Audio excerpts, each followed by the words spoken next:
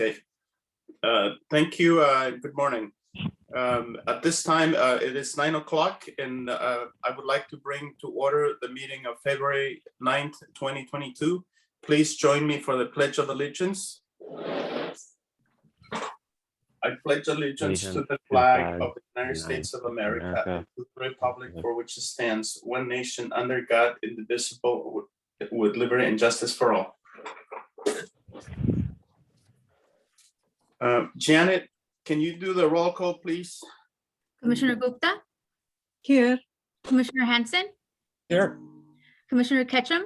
Here. Chair Ramirez? Here.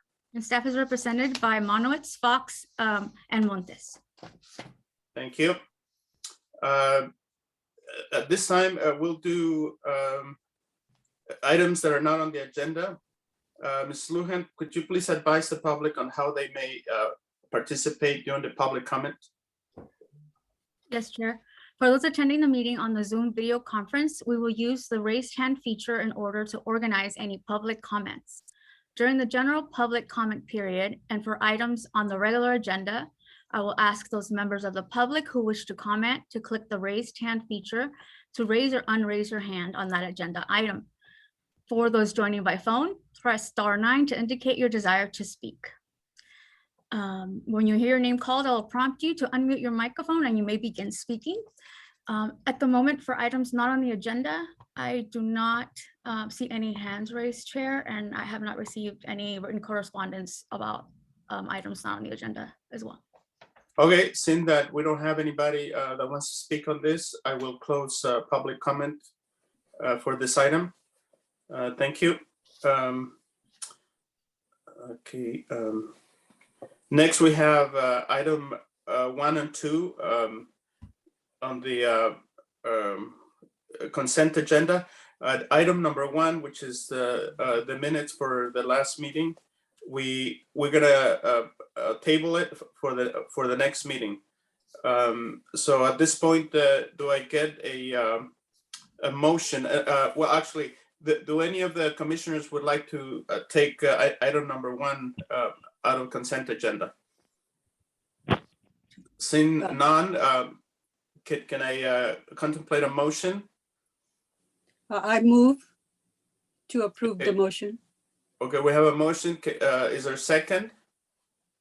Second. We have a motion and second. Janet, can you do the roll call on this? Commissioner Gupta? Aye. Commissioner Hansen? Aye. Commissioner Ketchum? Aye. Chair Ramirez? Here, aye. Thanks. Okay, thank you. So the motion is approved unanimously. So now we are moving to item number 3. Janet, can you read it into the record? Sure.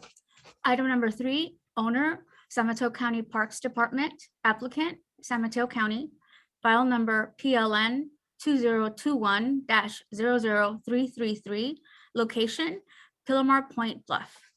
And staff today will be Mike Schaller. Mike. Thank you. Let me share my screen with you.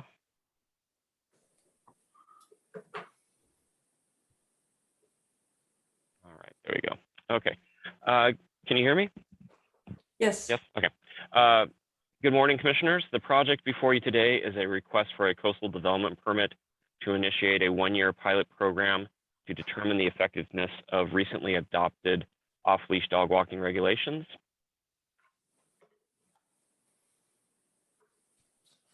The project, or the applicant, San Mateo County Parks Department, is proposing to run this pilot program at Pillar Point Bluffs County Park in Princeton and at Quarry Park in El Granada.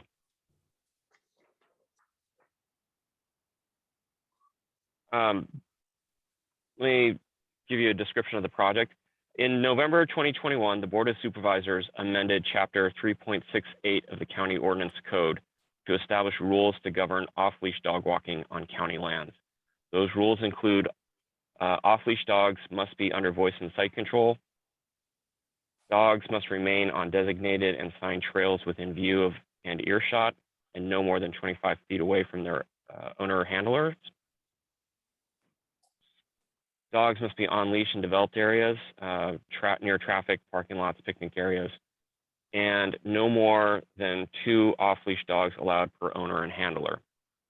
Importantly, it was also defined how dogs are presumed not to be under control when they threaten, harass, chase, or otherwise display aggression towards any person, animal, or wildlife, display threatening behavior, physically harm people directly or indirectly by their actions,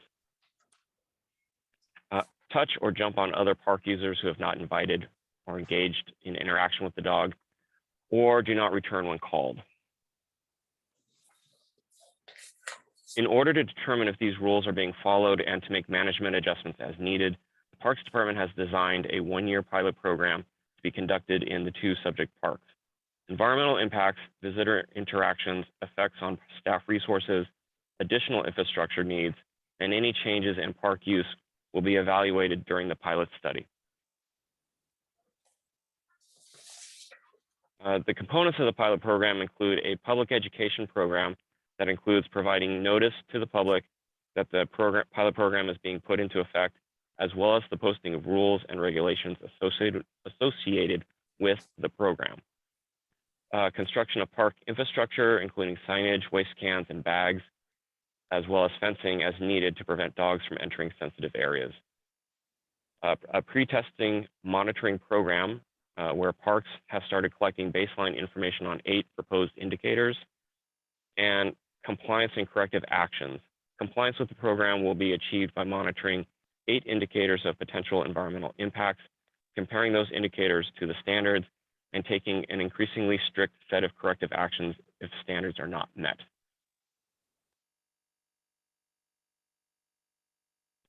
Excuse me. Only certain trails within each park will be included as part of the pilot program. In Pillar Point Bluff, this includes the Gene Lauer Trail and the northern portion of the Ross Cove Trail, which are those trails that are shown in green on your screen are proposed for off-leash use. All other trails in the park will remain under their current designation, which is for on-leash use only. I'd like to emphasize that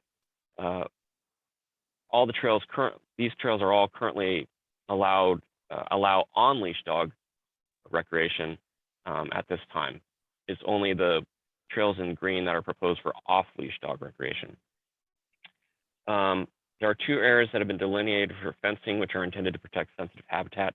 Down here between the parking lot off of Airport Street, this stretch right here, and then there's a segment of the Gene Lauer Trail that is in close approximation to sensitive habitat, where fencing is proposed to discourage not just the animals, but also humans from getting into the sensitive habitat. Most of the trails in Quarry Park will be designated for off-leash use, except for those segments near sensitive habitat. Again, the trail segments that are in the orange color are proposed to continue to be just for on-leash use, as well as down here by the parking lot and the picnic area and playground. And as mentioned previously, parks will be placing signage in both parks to inform the public of where they can walk their dogs off-leash. Also, fencing will be constructed in certain locations, as I mentioned. And this just a photograph of the fencing that will be utilized to discourage people and animal and dogs from entering into sensitive habitat areas.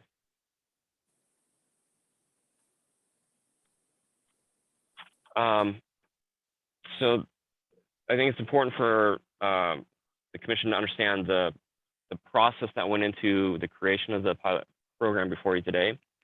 As discussed at the beginning of your staff report, the planning process that has resulted in today's proposal started in 2016 when the County Parks and Recreation Commission formed a dog management committee to provide input on dog management policies for parks.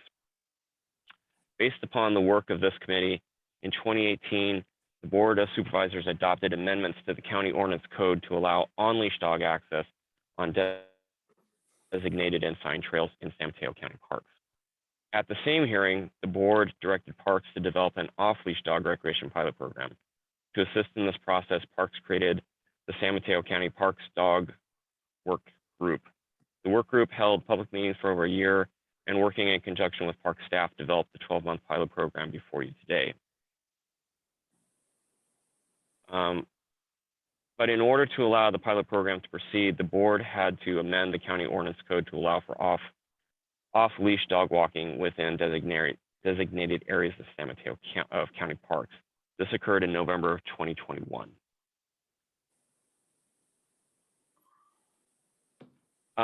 As discussed in your staff report, there are sensitive habitat areas within both parks. At the present time, on-leash dogs are allowed on all trails within both parks, except on the beach areas in the case of Pillar Point Bluff. The trails proposed for off-leash dog recreation have been selected for the relative lack of sensitive habitat immediately adjacent to the subject trail segments. To protect sensitive habitats or sensitive species and habitat, off-leash dogs will be prohibited in the case of Pillar Point Bluff in all marsh areas, on all trails leading down to Ross Cove, and on the beach itself. The pilot program includes a monitoring component for any unpermitted entry by off-leash dogs into identified ESHA environmentally sensitive habitat areas, as well as dogs traveling more than 10 feet off trail in any location. As mentioned previously, the Parks Department will review the results of the pilot program after 12 months to determine if off-leash dogs use in the subject parks should continue, and if so, under what conditions. Data gathered will guide changes to the pilot program as needed, both during the initial test period and any subsequent periods if the pilot program is continued. Staff believes the design of the pilot program will avoid significant adverse impacts to sensitive habitat areas consistent with Policy 7.3. With regards to the policies in the recreation chapter of the LCP, staff believes that the proposed pilot program is consistent with the intent of Policy 11.4, which encourages public recreation facilities which are designed to enhance public opportunities for coastal recreation and do not substantially alter the natural environment. Since 2018, dogs on leash have been allowed on certain trails within both parks. The pilot program will allow for enhanced recreational opportunities for those owners who wish to allow their dogs off leash, but within the parameters of the program's rules regarding voice control and only in certain areas that are away from sensitive habitats. In closing, staff is recommending approval of this project subject to the required findings and conditions of approval identified in attachment A of your report. I would like, since I just mentioned conditions of approval, I know it got out late yesterday, but there was a response to the Mid-Coast Community Council's comment letter. And within that response memo, there's a recommended condition of approval, condition number 6, which addresses additional signage that was a request of the Mid-Coast Council, and which the Parks Department has agreed is a good idea and will implement. So I just wanted to mention that before closing my presentation. Are there any questions I can answer for the commission at this time? Sure. Let me see. I will ask commissioners at this time, if you have any questions. I will call on Commissioner Ketchum. And I think Commissioner Ketchum also wants to say something about her asking from the public for recusal. So at this time, Ms. Ketchum, can you go ahead? Thank you. Yes, first I wish to speak to the points in the letter from Peninsula Dog, which argues that I should recuse myself on this item. Regarding the statement that I have a financial interest as homeowner bordering the Bluff, I live at Pillar Ridge Manufactured Home Community, located between the Bluff and the airport. I do not own the land under my home, and I have no financial interest with the nonprofit owner of the community. There is no view from here of the ocean, bluff top, or trails due to the height of the bluff above us, and the trails on County Parks map are at least 800 feet from here. The proposed project will not impact my use or enjoyment of my home. Regarding the Pillar Ridge Homeowners Association, it was last active in the early 2000s as we successfully organized and lobbied the county for mobile home rent control. This was not a typical HOA because we do not own the land or common area facilities. Comments on the negative declaration are not the place to casually support or disapprove a project. My comments last summer did reflect a thorough reading of the document and pointed out my concerns about accuracy of information and adequacy of proposed mitigation to protect environmental quality. The revised neg deck did make some corrections to the habitat map as a result. I believe this is how public comment on the environmental review document is supposed to work. Regarding use of my photos, I have many scenic photos of the Mid-Coast and share them with anyone who asks. They appear extensively on the Mid-Coast Community Council website. County Planning has occasionally asked me to contribute representative Mid-Coast photos for their use, and some are included in the Comprehensive Transportation Management Plan. The photos simply show the beauty of the place. I don't require my name to appear, and the attribution does not imply advocacy. So that's my response to that. I don't know if do you want to go ahead and if you have questions for staff at this point, and then I think we can come back and I think you want to show some slides after that. Did County Council wish to add anything to what I was just saying? Okay. I have nothing to add. So at this point, I do have a few slides with pictures that Janet had offers to show. So basically, I include this map so that you can get a sense of the different parcels here, so you know what I'm talking about. Particularly the Thompson parcel and the South parcel, as opposed to the large parcel on the left, which was acquired earlier. So these images illustrate the type and condition on Pillar Point Bluff, particularly those parcels. And my point being, a comprehensive biological resources report has never been done for the Thompson parcel and the South parcel, the last two Bluff parcels to be acquired from private owners. My comments are based on my experience in horticulture through familiarity with this bluff top vegetation in all seasons through extensive volunteer habitat restoration, weeding from 2008 to 2018. I've lived here since 97 and love this area. Next slide, please. Oh, so this is just to orient you as to where the pictures are.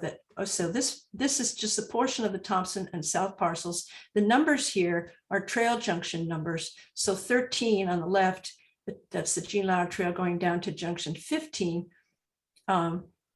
That's the gravel service road, and then 14 and 6 to 16, that's the Ross Cove Trail. So these are county junction signs. Now the letters here, A, B, C, D, that's just my lettering, and it's to indicate the cross trails that go between these two trails. The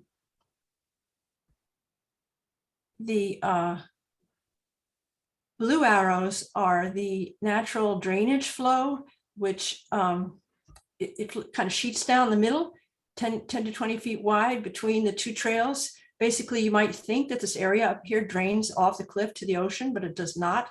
The area between these two trails slopes down to the middle, and that all the drainage flows south and under a culvert and into the marsh. I think that's it. Next slide.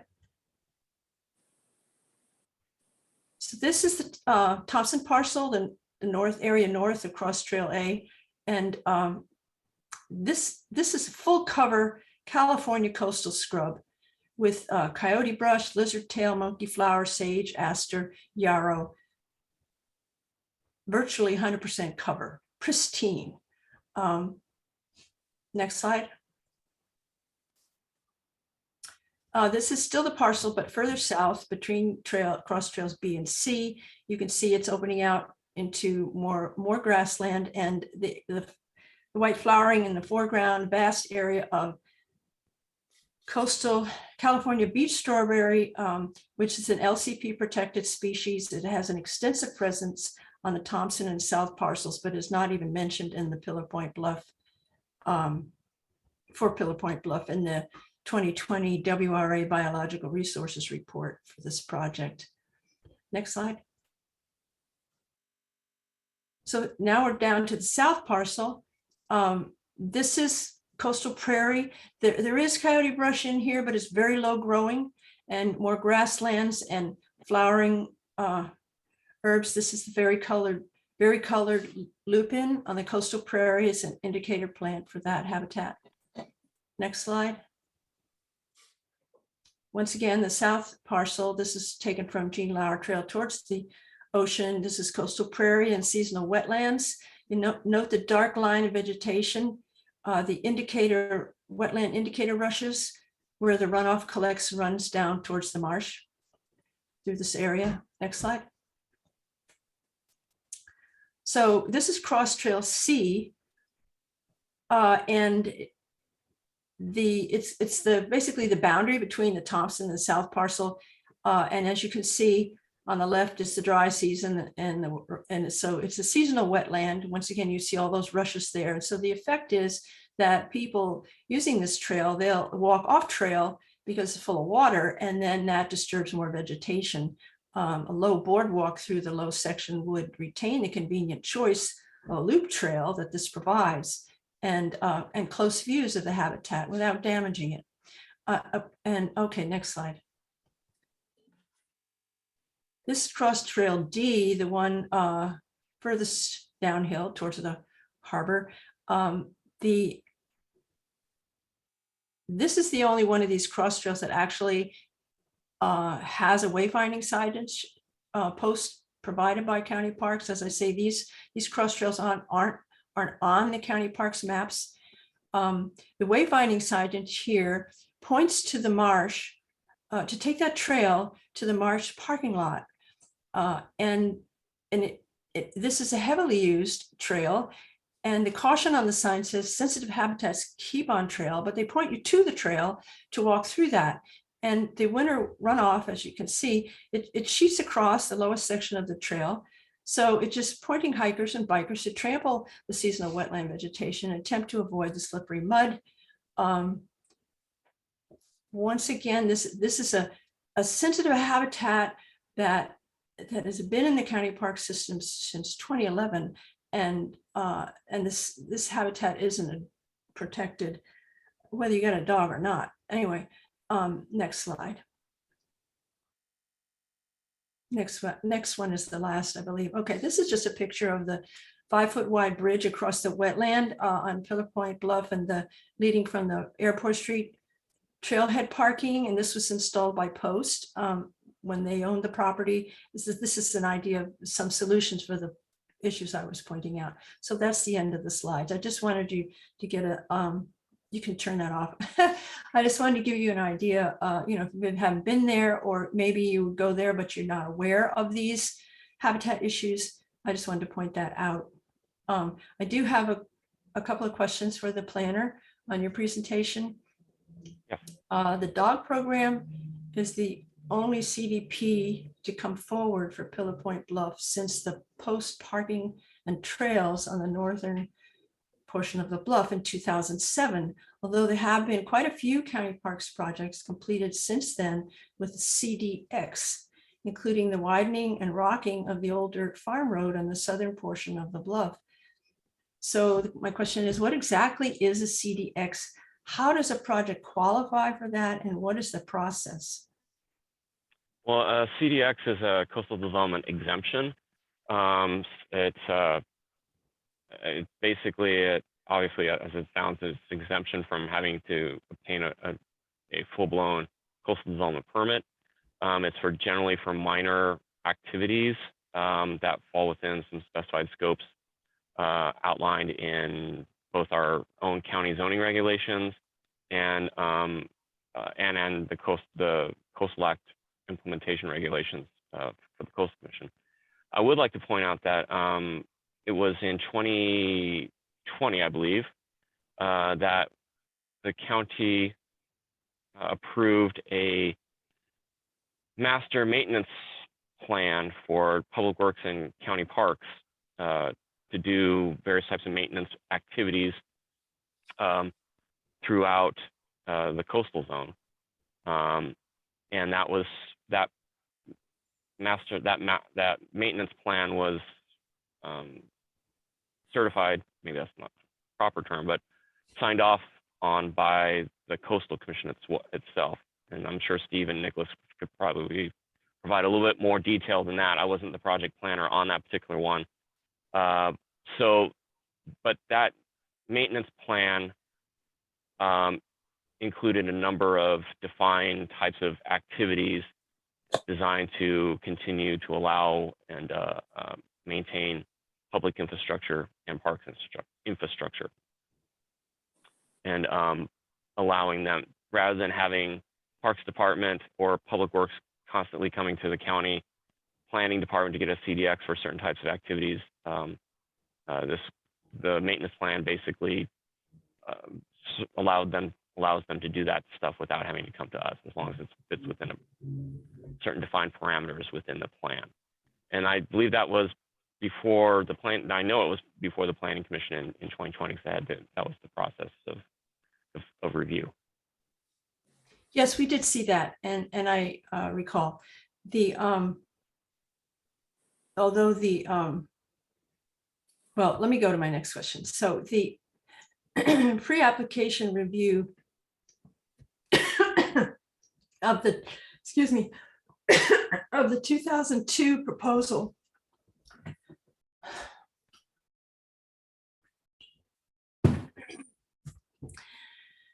for a three-house heavens, my voice has changed. For the three-house subdivision on the South Pillar Point Bluff parcel, I'm just going to go through with my singing voice. Brought up concern about coastal prairie sensitive habitat covering the home sites and potential wetlands to the west. The property owner ended up dropping the project and sold to Post. Wouldn't that history point to the need for CDP for widening and rocking the road across the same area?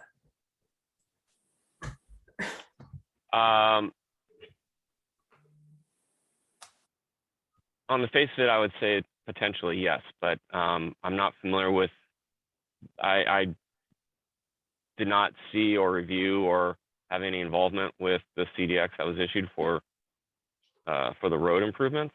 I would have to defer to Nicholas regarding that particular action. I don't really know anything. I didn't even, until you brought it up, I wasn't even aware that something had happened, that work had occurred. Yeah, I just bring that up as I'm trying to figure out a way to how we can, so this relates to the effect on public awareness and opportunity for input when a CDX is issued, because it just happens. It appears to just happen. And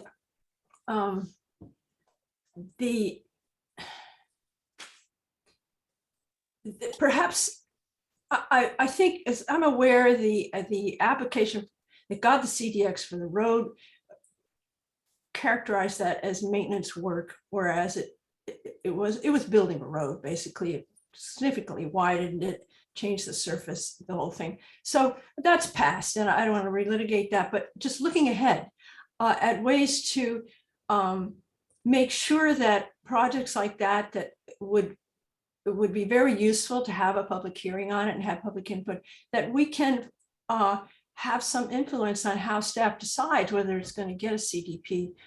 I think that I don't expect you to answer this today. I just wanted to bring up the issue because it's related to what we're talking about here. It's one of the trails that's going to be for off-leash dogs, and it does go right through the coastal prairie habitat.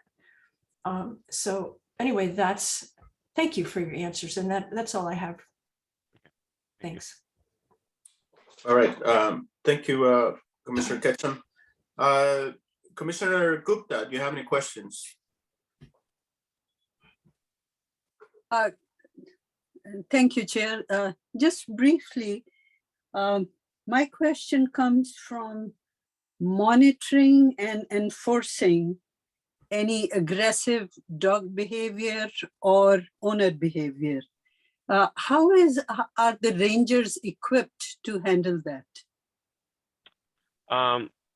Well, Nicholas could probably provide a more detailed response about the actual equipment that rangers may have. But the Board of Supervisors in November, when they when they amended the county ordinance code to establish these rules for off-leash dog use, they also amended the county ordinance code to provide police powers to park rangers. When I say police powers, I don't necessarily mean that they're going to be actual police officers, but it gives them the ability to fine and have members of the public removed from county parks if they're not complying with rules, particularly especially in regards to this particular issue, but also other issues. I mean, people who are being disruptive or having aggressive behavior in other county parks, not just simply these two parks that we're talking about today.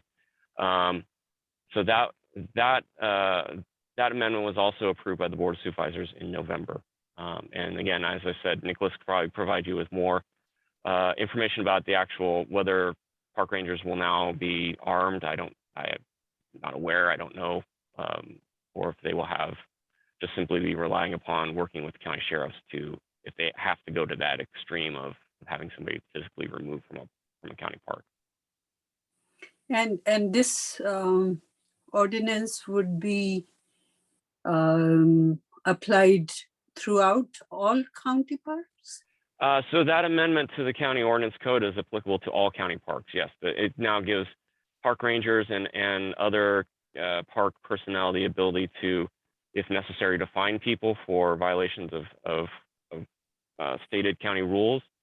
And if need be, it allows them to have members of the public removed from county parks if they continue to violate rules. And as of today, it's not there? I'm sorry, well, So that ordinance, has it already been modified?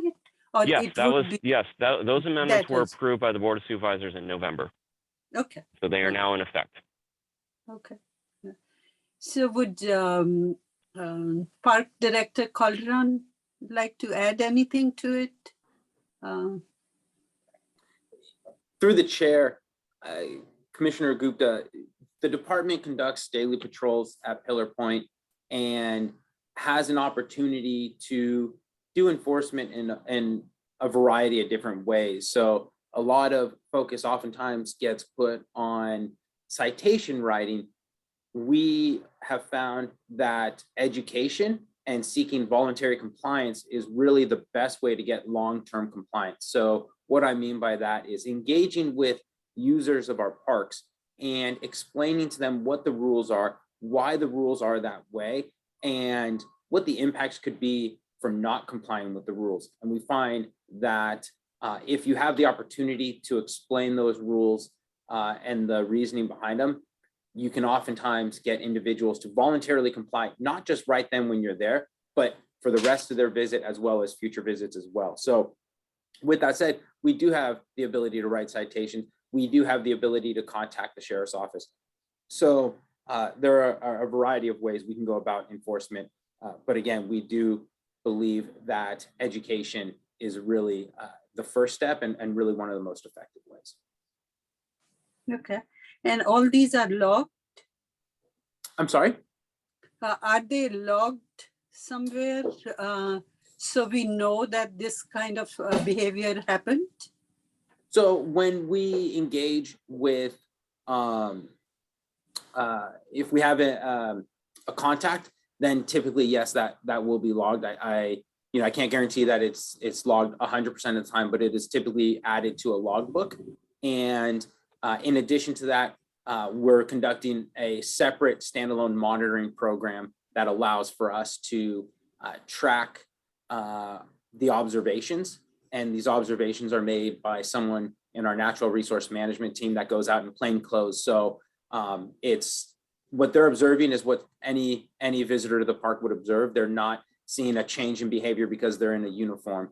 And we feel that that gives us a great opportunity to really understand and study what is happening, which is really what the heart of this pilot program is allowing us to study and make data-driven decisions. And how many rangers are there in a day? on So these two trails that we are talking about, or these two parts? mhm. The way we break our system out is in districts. So these two parks fall into what we refer to as District 4. We have a North County district, a South County district. We have 2 districts on the Bayside. So we have 55 rangers in the department right now. And how many rangers are on site at those 2 parks is dependent on the day. So Mondays and Tuesdays we'll have fewer rangers on staff than a Wednesday or a weekend. So it kind of fluctuates throughout the week. And it also depends on what's happening elsewhere in the system. Okay. So the range would be what? Because some of the trails are long trails. Mhm. And I cannot expect rangers to be everywhere, right? So what is the maximum number you think, say on a busy weekend? So I can certainly get the number for you of say how many rangers will have on staff in District 4 this upcoming weekend. Again, I can't tell you how many will be at those 2 parks because, for example, a couple of weeks ago, we had a high wind event at Quarry Park that knocked a lot of trees over. So we had a lot of staff focusing on that. So it just depends on what's going on that weekend or that day. But when my staff goes out and does patrols, they're not walking it. So they're not expected to hike all 8 miles of trail at Quarry Park or all 3+ miles at Pillar Point. They're usually in their vehicle, taking the service roads and getting out of the vehicle when they need to get off of that service road to use, some of these cross trails that Commissioner Ketchum was referring to, and some of these trails that are not vehicle accessible. But we have in that district, we can use vehicles, we can use essentially ATVs or side-by-sides. And then we also have electric bicycles. So we have a variety of ways that we can get throughout those trails to do our monitoring and patrols. Okay. Thank you. One more question about this Quarry Park. There's going to be this pump track coming up. It was approved by the Planning Commission some time ago. And are those kind of fenced off from the trails?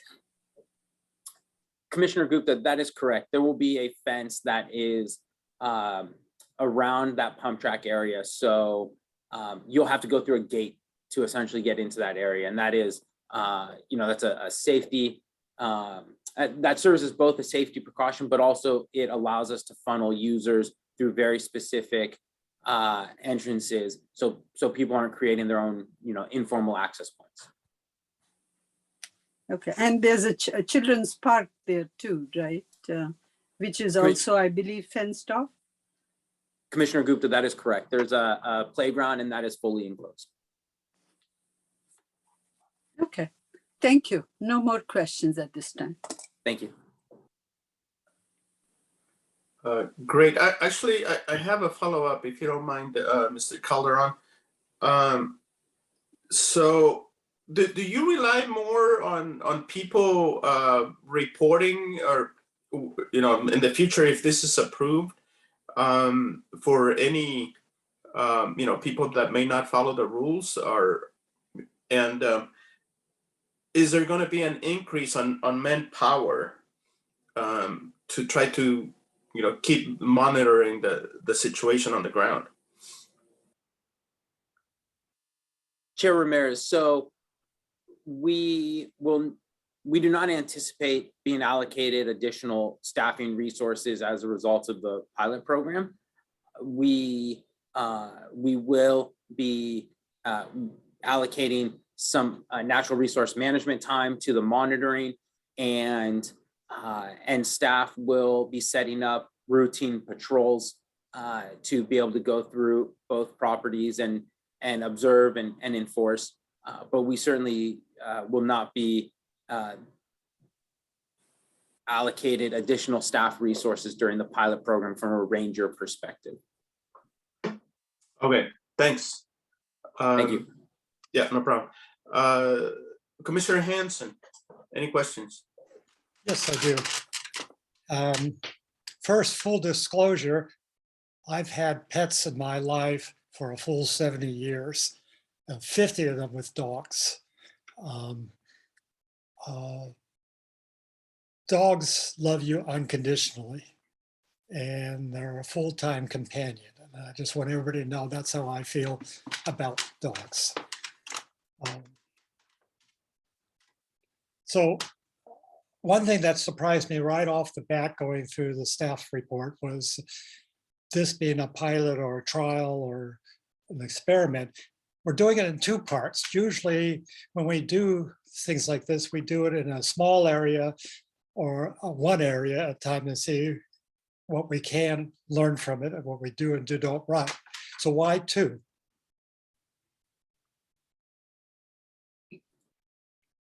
Through the chair, Commissioner Hanson, I believe that's a question for me. Anybody who Yes, qualified please. to answer. Yeah, whoever can answer that, please. Absolutely.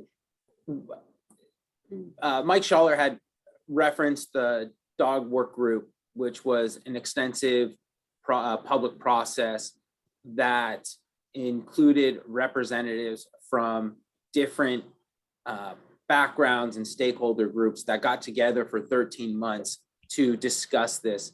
And as part of that public process, there was a strong desire that off-leash dog recreation be piloted at both locations.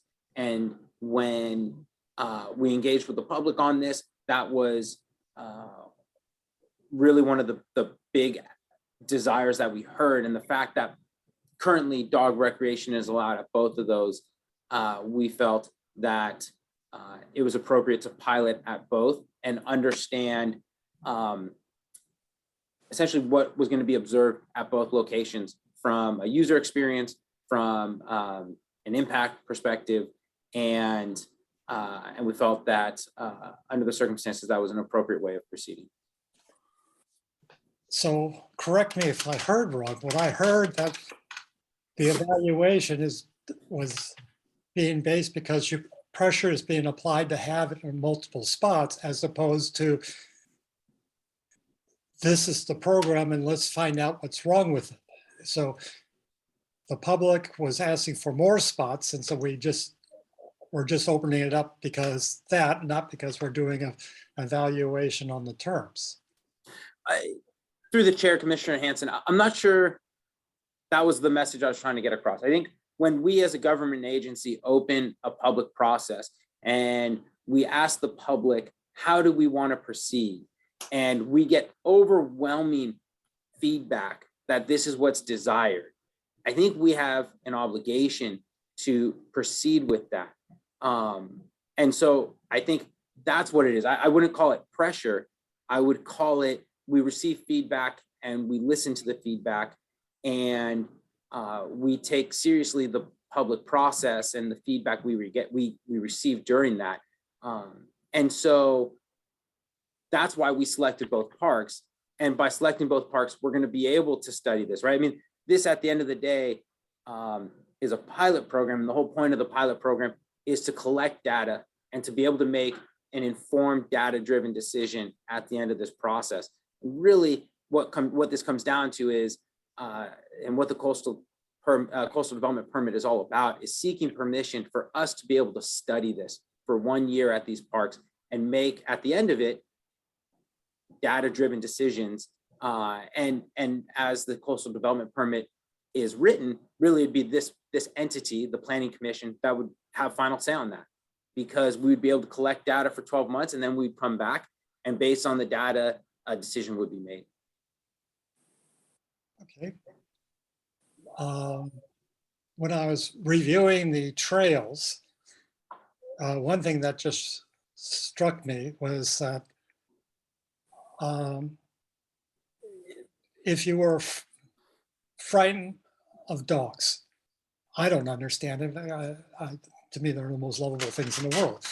But if you're frightened from dogs, you don't have a dedicated trail to enjoy at either of those parks. that was a conscious decision, right? I mean, these will really become, for those people, will be excluded and become dog parks. Commissioner Hanson, I'm not sure I agree with that. And the reason being, the data we have today indicates that 70% between the two parks, 70% of users do not have dogs. And dogs have been allowed to use these properties longer than we've owned them. So if you are visiting those parks, you are aware of the allowed uses. So I've been using both those parks for over 10 years now, and I know every time I go that there are going to be dogs there. So I don't think that these are going to turn into dog exclusive parks. And I think if that was the trend that we would have seen data indicating that to date, and we haven't.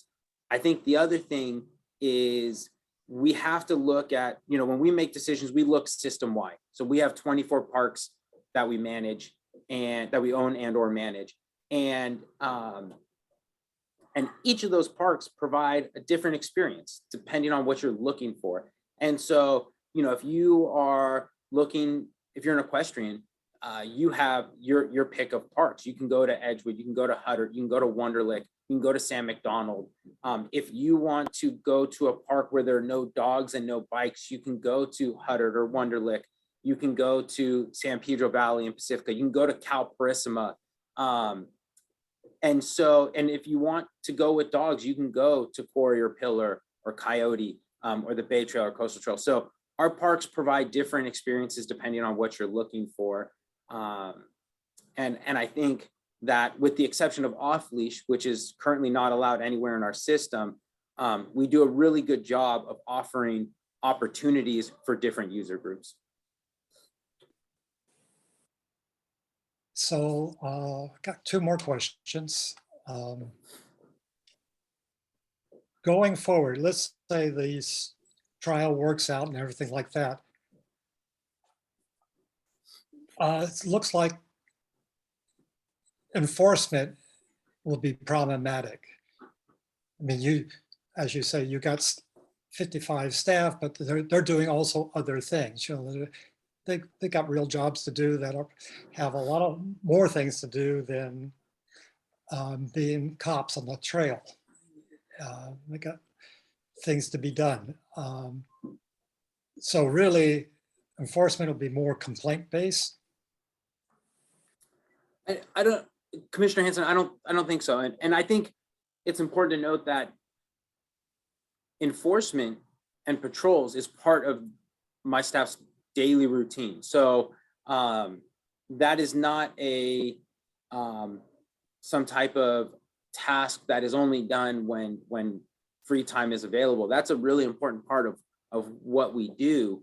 And that's important not just to make sure that that our trails are clear, but it's also to make sure that people are having the experience they want, that people are safe, that we are aware of what's going on in the park. So our patrols happen every day, and it's not a tier. I wouldn't call it like a tier 2 or a tier 3 task or assignment. It's something that we do daily, and we continue to do daily under this.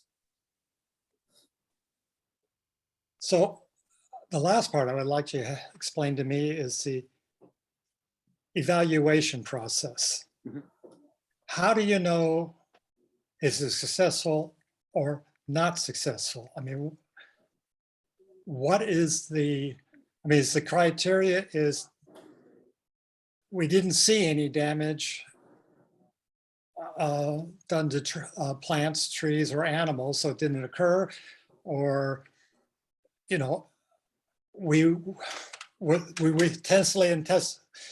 sat there and occupied for 7 days and watched this, and I mean, what's the criteria that for acceptance or rejection? Mm-hmm. Commissioner Hanson, so we have, and Mike had hit on it, the adaptive management plan that has set a series of 8 indicators, and one of them is dog waste per month. One of them is water quality. One is,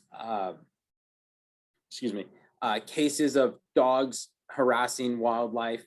One is dogs in sensitive areas, dogs off trail, leash compliance, and then unwelcomed or uninvited interactions with guests. So those are the indicators that we're measuring for, and each one has a standard.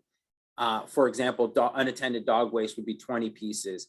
So each indicator has a standard, and if at the end of this, those standards are not being met, then the pilot program has not been successful.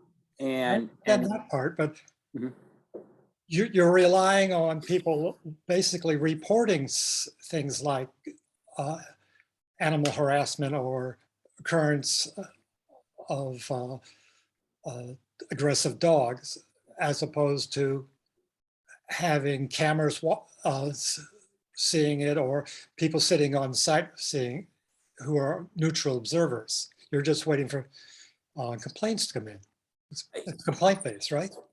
Commissioner Hanson, yeah, sorry, I hadn't gotten to that point yet, or to that part yet. So what we have is we have someone from our natural resource management team who goes to each location twice a week, 4 hours each visit, and collects that data. So we'll walk Pillar Point Bluff for 4 hours on a random day during the week and a random day on the weekend, and we'll collect their observations, and so that's how we're monitoring it. So it's 8 hours per park per week, and that's again a member of our natural resource management team. So we're not relying on the, and then in addition to that, when staff is doing patrols, when rangers or park aides are doing their patrols or out in the field and they observe anything with dogs, they have a monitoring sheet that they will fill out and provide as well. So, and then the third leg of the stool will be observations submitted by the public.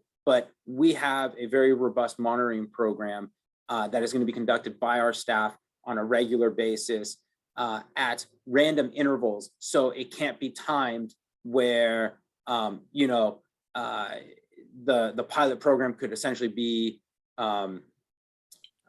faulty in the sense that everyone properly behaves, you know, on Monday between 1 and 2, because they know that's when we're out there. This is all being done at random days and times so that we can keep it honest. I'm sorry, I don't want to, but also Nicholas, and correct me if I'm wrong, but I do believe I remember reading in the application materials that there was also discussion about perhaps using trail cams in specific locations to monitor, you know, potential violation, or not violations, but just activity. But I don't know if that was been, I don't know if that was in the conceptual stage or if that has been yes, no, or you're still looking at how to make that work. I just wanted to raise that point. Yeah, thanks, Mike. So we had done a camera trapping survey prior to the pilot program, really, you know, going to the board and going through the SEEK process. We had this camera trapping survey done, and during the pilot program, we will replicate that again to see if we're seeing any change. But that's something that we do throughout our system on a regular basis, just to understand what's occurring in our parks. The reality is human recreation has an impact on wildlife, and human recreation, when not proper, has an impact on habitat. I think a lot of those cross trails that Commissioner Ketchum showed are trails that were created by residents out there who kind of follow the path of least resistance depending on the circumstances, we'll say. So, you know, I think it's important to note we have an impact as well. And so we like to do regular camera trapping and surveys so that we can monitor what's going on throughout our system. Again, we do that at all of our parks. I have no further questions. Thank you, Commissioner. All right, thank you. My mic is on. Just a quick follow-up to Mr. Hansen's questions. Let me see. So you alluded to the fact that people who are interested on this work with you to come up with the different areas, and you ended up with this too. Were there other ones that you looked at and and if they were, how did you ended up not going for those that might have been there? Chair Ramirez, during the initial conversation, so the conversation really had a two-part conversation. And to be clear, this actually started with, if any of you remember, Marlene Finley, who was one of our former directors years and years ago. She was the one who actually started this. So that's how long this conversation has been going on and this process has been underway. And the first part was to look at expanding on-leash access where we expanded it to 2 parks. And then when we got to the off-leash, the focus really was on these 2 parks early on. And so this is where those who participated in the process really wanted to have this opportunity. And the reality is we've been allowing dogs there on leash. Dogs are currently allowed there on leash. And so what we're doing is not actually introducing dogs to a new environment. We're simply changing the way they can legally recreate. Okay, thanks. Any additional questions for staff at this point from commissioners? Okay, I think I see that there are none. So If I have more for Nicholas, but is he going to make a presentation first? Mr. Calderon, are you going to make a presentation? Chair Ramirez, I have some speaking points. I do want to be upfront. A lot of the questions you have asked have been included in my speaking points. So if you all don't mind hearing some of those again, yeah, I'm happy to walk you through my talking points. But I did not put together a PowerPoint today. I really think Mike's PowerPoint covered it and did a really good job conveying the information. Well, I think we would like to hear from you as to what you also have to say that you might have prepared for us. Absolutely. So Chair Ramirez and commissioners, thank you for the opportunity to speak. So at its October 23rd, 2018 meeting, the San Mateo County Board of Supervisors directed the Parks Department to develop a recommendation for an off-leash dog recreation pilot program. Knowing that this is an issue many people have opinions on, and to ensure that all perspectives were properly considered, the department developed the Dog Pilot Project Work Group. The work group was comprised of 2 park commissioners, 3 park rangers, members of the Mid-Coast Community Council and Pescadero Municipal Advisory Council, and representatives from the dog owner, conservationist, equestrian, and mountain bike communities. The work group held 13 meetings that were open to the public, and at each meeting, members of the public were allowed to provide verbal comments, as well as were allowed to send written comments if they were not allowed to, or if they were not able to participate. During these meetings, work group members and the public were able to hear one another's perspectives and used a consensus building process to develop its recommendations to the department. This robust public process was established to ensure that each perspective was heard and considered when recommendations were formed. Throughout the 13 meeting process, approximately 126 comment letters were submitted. Of these, approximately 111 supported expanded dog access and off-leash dog recreation, and approximately 15 opposed expanded access and off-leash dog recreation. Most of the comments received supported off-leash dog recreation focused at Pillar Point, Bluff, and Prairie Park, and the fact that off-leash dog recreation has been occurring at both locations to a degree before the county even took ownership of it, and the fact that since the county's taken ownership, on-leash access has been allowed. Comments that opposed expanded access and off-leash recreation focused on conflicts between dogs and other users, primarily equestrians, and subsequent recreational displacement and conflicts with wildlife and the environment. When I went back and watched the recordings of the meetings, it became clear to me that the issue we're discussing today is an issue of access. And prior to the pandemic, a large percentage of San Mateo County residents owned dogs, and throughout the pandemic, this number grew. And when I reflect on that and consider the public comment received, again, I realized that we're talking about access. And if San Mateo County Parks is going to meet the needs of the public and meet the needs of our users, we have to be willing to consider new uses. And it seems like expanding access for dogs is a great place to start. The Parks Department strives to provide services to as many user groups as possible. For many of our parks, we're able to meet various recreational needs. For example, if you're looking to hike and not have dogs or bikes on a trail with you, you can go to Hutter, Wunderlich, Edgewood, San Bruno Mountain, Pescadero Creek, San McDonald, Memorial Park, and San Pedro Valley. If you don't mind bikes, you can go to Crystal Springs Regional Trail or the Cal Parisima Trail.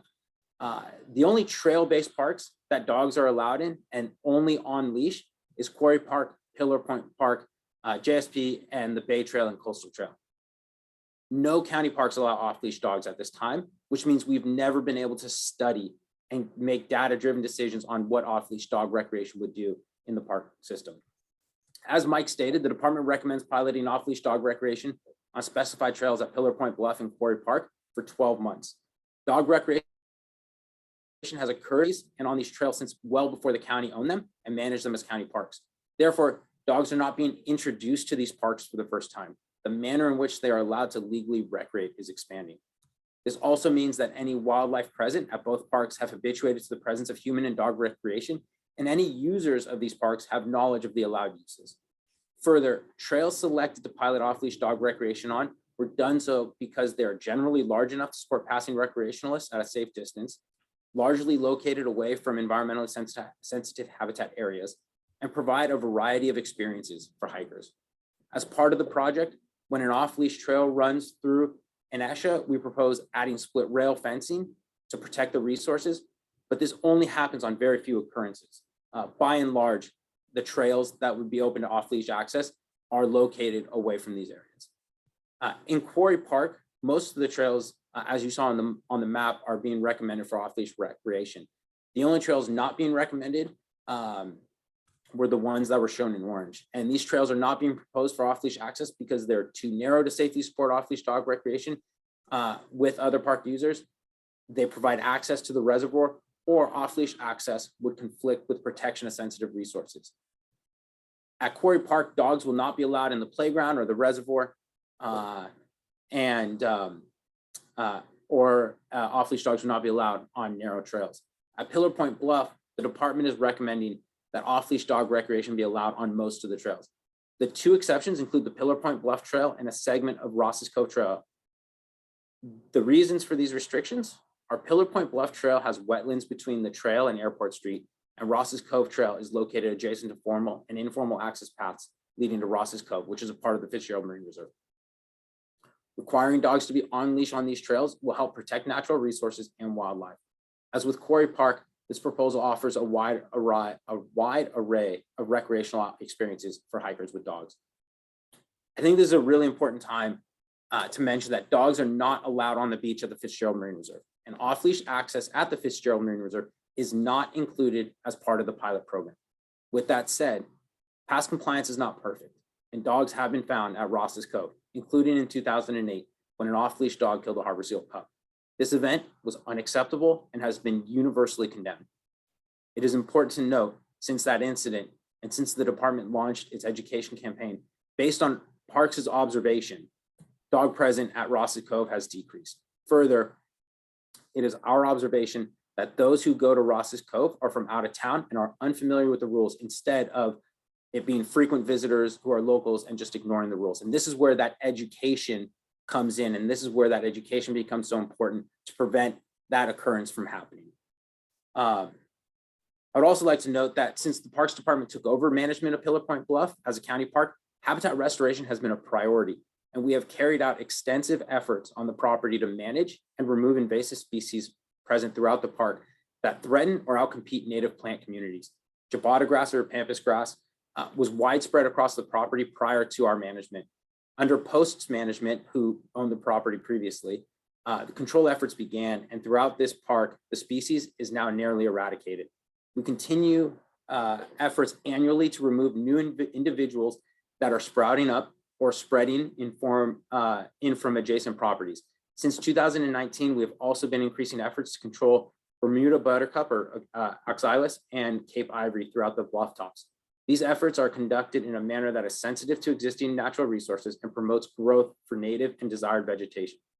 With these efforts, native habitat quality overall has improved at this park, and it is compatible with recreational uses. To emphasize, we have improved habitat value and the ecological function of Pillar Point Bluff while also allowing dogs to be present. In response to Commissioner Ketchum's comments, I don't think what we're saying and what the commissioner's saying are completely inconsistent. The photos of wetlands, coastal scrub, and cross trails well document the areas. However, the department is not proposing to allow dogs, off-leash dogs or dogs of any kind in wetlands or in the coastal scrub. And the commissioner spoke of these cross trails, which are not being proposed for off-leash access. So I certainly agree that these areas provide great habitat, and I think strongly it's because of the restoration work the department has done. But we're not proposing to allow dogs to run free through these areas. So I think that needs to be included in the conversation. Prior to pilot program commencing, a CEQA review was needed. In accordance with CEQA, the department consultants prepared an initial study which determined that a mitigated neg deck was needed. While the CEQA analysis considers both properties, special attention was paid to the areas along trails proposed for off-leash dog recreation. And this is consistent with applicable standards. According to the ISM&D, the project would have no significant impacts, but there are 9 impacts that would be less than significant with implementation of mitigation measures. Much of this is because extensive dog access has occurred at both properties for decades because of how the pilot program is crafted and because the adaptive management plan allows the pilot to be self-mitigating. This is, I think, also an important time to correct some misconceptions that I've heard throughout this process. I've heard that there's no sensitive habitat at Pillar Point Bluffs, and this is simply not correct. We know there are wetlands on the bluffs, and understanding where these areas are is important to ensure we are not proposing off-leash dog recreation in an area where resources can be damaged, or that we're proposing proper mitigation measures, in this case, fencing. So I did want to be able to address that. We've talked a fair amount about the adaptive management plan, so I will kind of skip to my closing, which is what we're asking for today is the opportunity to pilot off-leash dog recreation at 2 county parks. So this matter can be studied and we can make data-driven decisions. As currently written, if a coastal development permit is issued, we will need to come back to the Planning Commission in 1 year to present our findings and allow the data to make the decision. While we have worked hard to identify potential impacts that may occur, to truly understand what impacts may happen, if any, we have to allow for this temporary change of use for the pilot, and we have to be able to study it. And that's what an affirmative vote today would do, would allow us to study it. It must also be acknowledged that if at the end of the pilot program, the data does not support making this use permanent, we must allow the data to make that decision as well. This data-driven decision-making process has to cut both ways. We're simply just asking for the opportunity to study this. So with that, I am happy to answer any further questions from me. Thank you very much. Ms. Ketchum, at this time, I think you can do your questions. Thank you. So Nicholas, I understand that the master plan for Fitzgerald Marine Reserve, or FMR, is not a part of the LCP, but can you help me understand this news that the Pillar Point Bluff and Marsh are not part of FMR? The Marsh was acquired in '97 and the Bluff parcels in 2011 and 2016. The written record is consistently clear that these parcels were acquired as additions to FMR in the master plan, in staff reports for grant funding, land transfers, general plan conformity, and most recently in the 2017 master plan progress report. We are now told via this project that the Pillar Point Bluff and Marsh are separate park adjacent to FMR, though obviously the Bluff provides the only access to Ross's Cove and Frenchman's Reef at the southern end of the reserve. So when did this change occur and why? Through the chair, Commissioner Ketchum, certainly since I've been with the county, we've not managed the 2 as 1 unit. And we certainly don't believe that physical connection makes them 1. You know, we have multiple parks in our system. For example, Pescadero Creek County Park and San McDonald Park physically connect, but they're separate parks, they're separate units. Huddard and Wonder Lake are connected by Skyline Trail, but they're separate units. So the physical connection is not a guarantee that that they're managed as 1. And I think the recreational values of the 2 properties are different. And so we manage them differently. And so that's the department's perspective. I certainly know that the master plan was adopted well before the county started acquiring those parcels. And frankly, I do think it's time that we update that master plan. And I think that we need to have a master plan that reflects the reality on the ground with both regards to what land we own, what land we manage, and how people use it. That's why that statement's made. But you are certainly correct, right? I mean, I think, I do think it's time to update that master plan and have it reflect the reality of what's occurring. So, But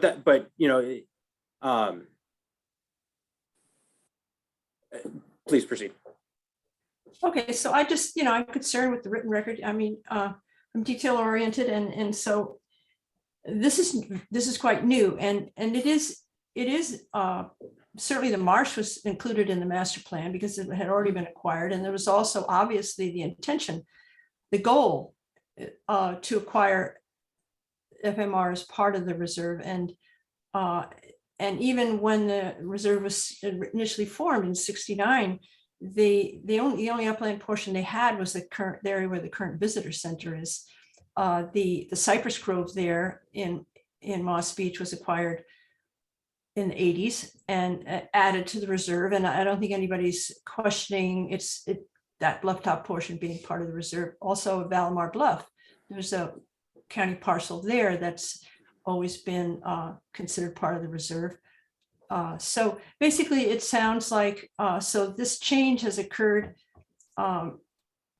in your mind, just as how it's managed. So then will there be a master plan then created, since this has been broken off from the FMR master plan? And do you plan to do that? This relates, to my urging for a biological study for the Thompson and South parcels, which hasn't been done. Through the chair, Commissioner Ketchum, I do think that updating the master plan is something that we need to look at. I think it's over 20 years old. And, that master plan was adopted after the Bluff, the Valamar, or the Cypress Grove was purchased and reflects that. But, respectfully, I think today we're probably better served talking about the pilot program. And I know there's a lot of people who have questions about that. I think the master plan not being part of the LCP and not being the document that's governing the pilot program or the policy decision, I'm just concerned that we're going to make the matter more complicated than it may already be. I'm just concerned that we're bringing in more information that isn't directly necessarily tied to what's being discussed today. Well, the information about it not being part of the reserve was brought in by you to the discussion to defend the pilot project. We could have left that for later, but I don't want to waste any more time. I think it was good to have this little discussion, but so my next question is, I'm concerned that we have no comprehensive biological assessment for the Thompson and South parcels on the Bluff to guide good stewardship, as shown like in those trails through the wetlands. The same was true for Pillar Point Bluff, for Valamar Bluff at the northern reach of the reserve. It was only a few years ago during permitting for the adjacent 4-house development that the county parks learned there is rare coastal prairie habitat and an endangered species on their portion of the bluff and have taken steps to protect it. Do you and your natural resources team see this as a priority for Pillar Point Bluff? Commissioner Ketchum, certainly restoration work across the board is a priority for us at Pillar Point Bluff. With that said, I think we need to be careful, and I'll defer to Mike or Steve on this, but I think, the way projects like this are done with regards to CEQA is we look at where the change of use is occurring and make sure that we're analyzing that area. And there's a fair amount of land that you're referring to that is not impacted by the pilot program, is not connected to the pilot program.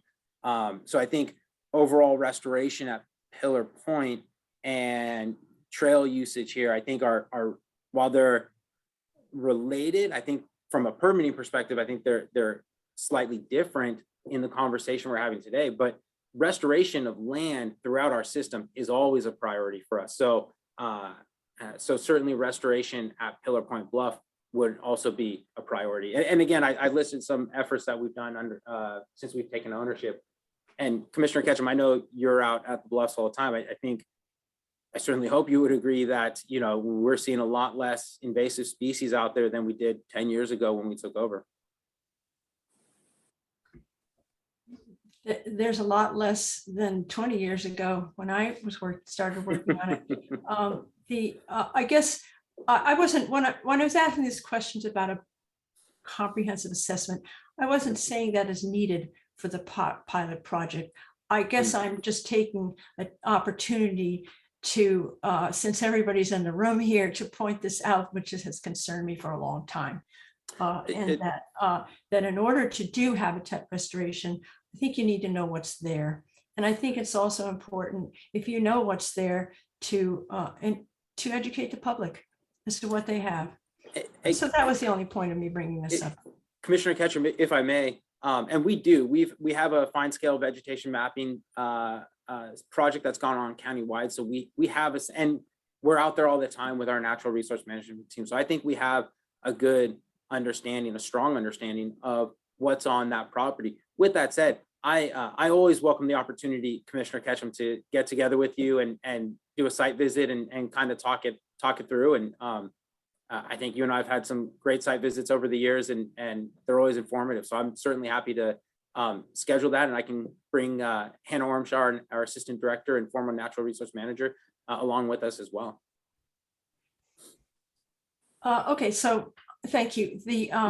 The Quarry Park Master Plan development was put on hold in 2018, and the public has not seen the biological resources assessment completed by WRA environmental consultants for that park. It is referenced in the report WRA completed for this pilot project, and it is clear that they are a lot more familiar with Quarry Park than they are with Pillar Point Bluff. My question is, why has the 2018 Quarry Park biological resources assessment not been made available to the public? Be very interested to see it. Commissioner Ketchum, our original plan was to bring that draft master plan to the Mid-Coast Community Council in summer of 2020, and then the public shortly thereafter. Naturally, all plans for 2020 kind of got flipped upside down.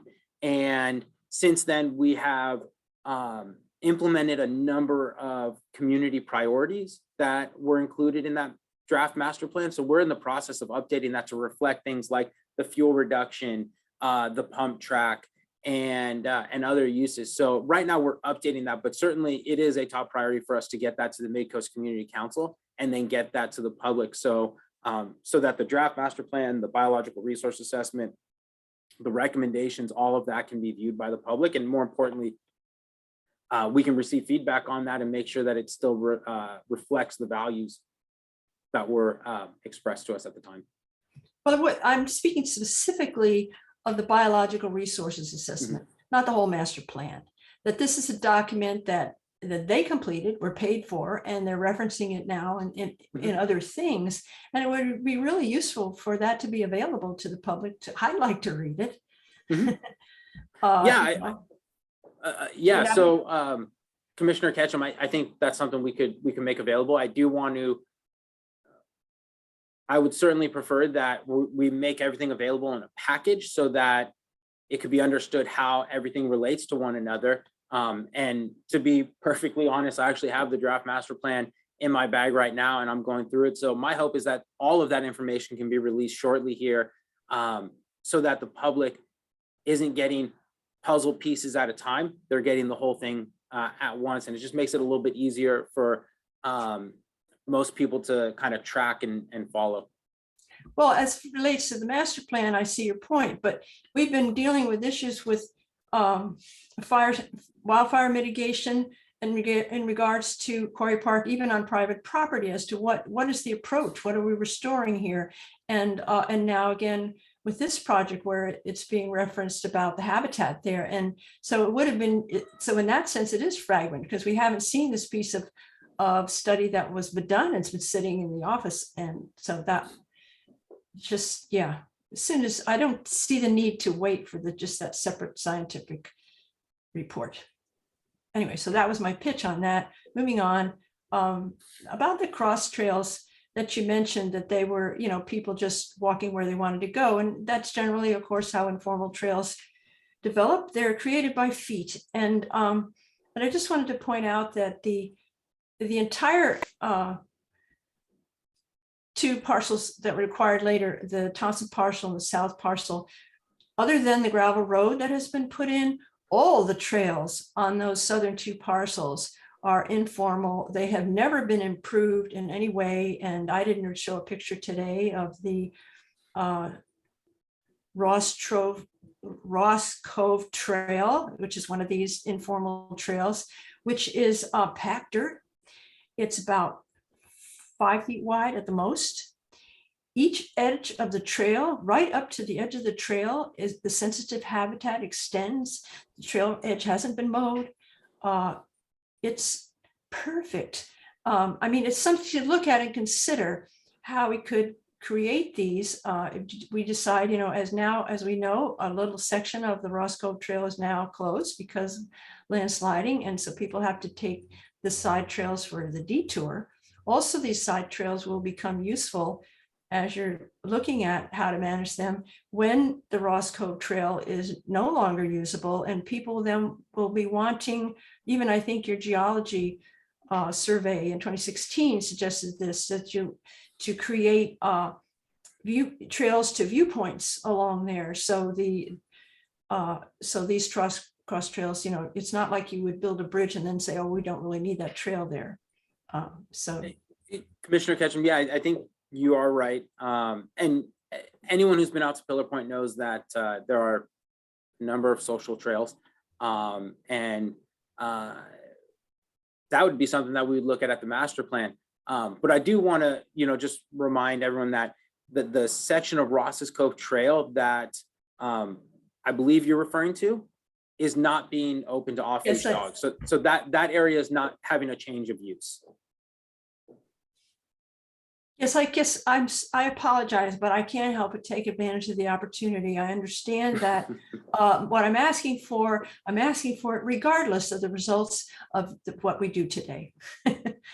And okay, so what have I got next? Oh, the adaptive management plan monitoring and standards.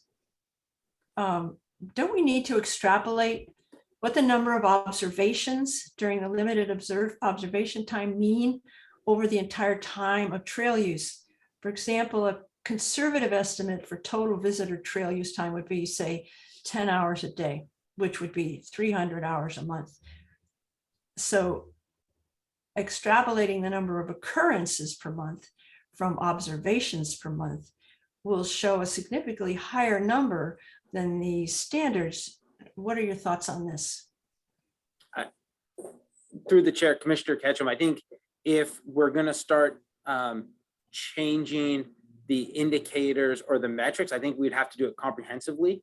So I think aside from the dog waste one, which is not, I don't think would be applicable in the way you're saying. Aside from that, that one wouldn't, right. Aside from that one and water quality, which we're partnering with the Resource Conservation District on, I think we would have to, it really have to be a comprehensive change, right? Looking at what are the appropriate standards, and then how do we go through that extrapolation process? I haven't been able to give that a whole lot of thought just because it came up, so I'd have to think about that.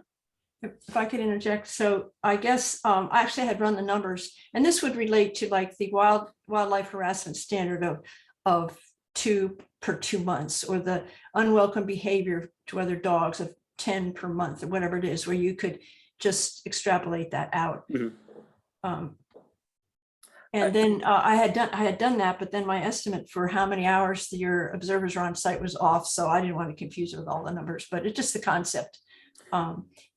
As it's written so many times per month is deceiving because they're not monitoring all the hours that it's open. That was the concern I had about that. Regarding fencing, the split rail, I mean, the concept of a split rail fence, that's nice, but you could have too much. And I guess, okay, so specific question. At the Airport Street trailhead, where that is, whole area is designated either a wetland or a setback area. And so I don't understand the fencing proposed there. Are you going to fence both sides of the trail from the parking lot and across the wetlands? You want to put the slide I showed of the boardwalk across the wetland. Are you proposing split rail fences on either side of the boardwalk with posts stuck right into the wetland? That's not what I think the intention was. It's when you get across the boardwalk, now you're on essentially packed dirt trails that will then take you up to the Pillar Point Bluff Trail, and you'll either go south or north. My directions may be off on that, but you either go south or north. It would be making sure that as you get to that fork in the road, that individuals are being properly funneled. With that said, that area is on leash only. So we're happy to drop that proposal if the commission thinks necessary. That whole area is on leash only, not only because of the wetlands, but you're not supposed to have your dog off leash in a parking lot. And that is a safety issue for everyone. So we're certainly happy to, if the commission would like to drop that, we're certainly happy to comply with that. But yeah, that area is all on leash only. So yeah, I just think that in addition to that, the maintenance practice apparently now is including ride-on lawnmower mowing of that wetland on either side of that trail extensively away from the trail. And they have even been mowing this winter when the wetlands had water there. As soon as, I mean, they're mowing the rushes down to the nubs, and the mowing that I saw was okay. So we had standing water there after the rains, and then it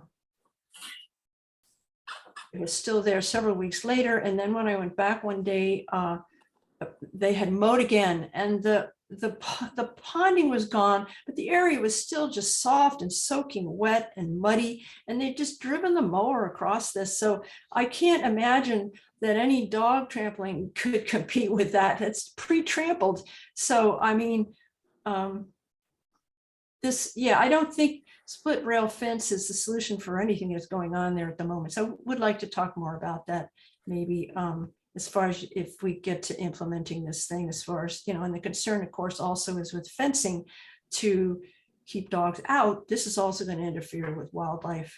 I mean, if it's effective for the dogs, it's going to be a problem for the wildlife. It's a concern I have. And let's see. Oh, questions on enforcement. So has the leash rule so far been enforced in any way at Pillar Point Bluff? Has the prohibition of dogs on the beach been monitored or enforced in any way? And does lack of staff hinder existing enforcement? through the chair, Commissioner Ketchum, I think it depends on how you define enforcement. From my perspective, enforcement comes in many shapes and sizes. I spoke earlier about education, and from our perspective, yes, enforcement is occurring at Ross's Cove on the beach. Enforcement is occurring on the bluffs because we are engaging with our users, and if they're breaking the rules, we're educating them on what the rules are. In fact, I was out there on Friday and saw a perfect example of it.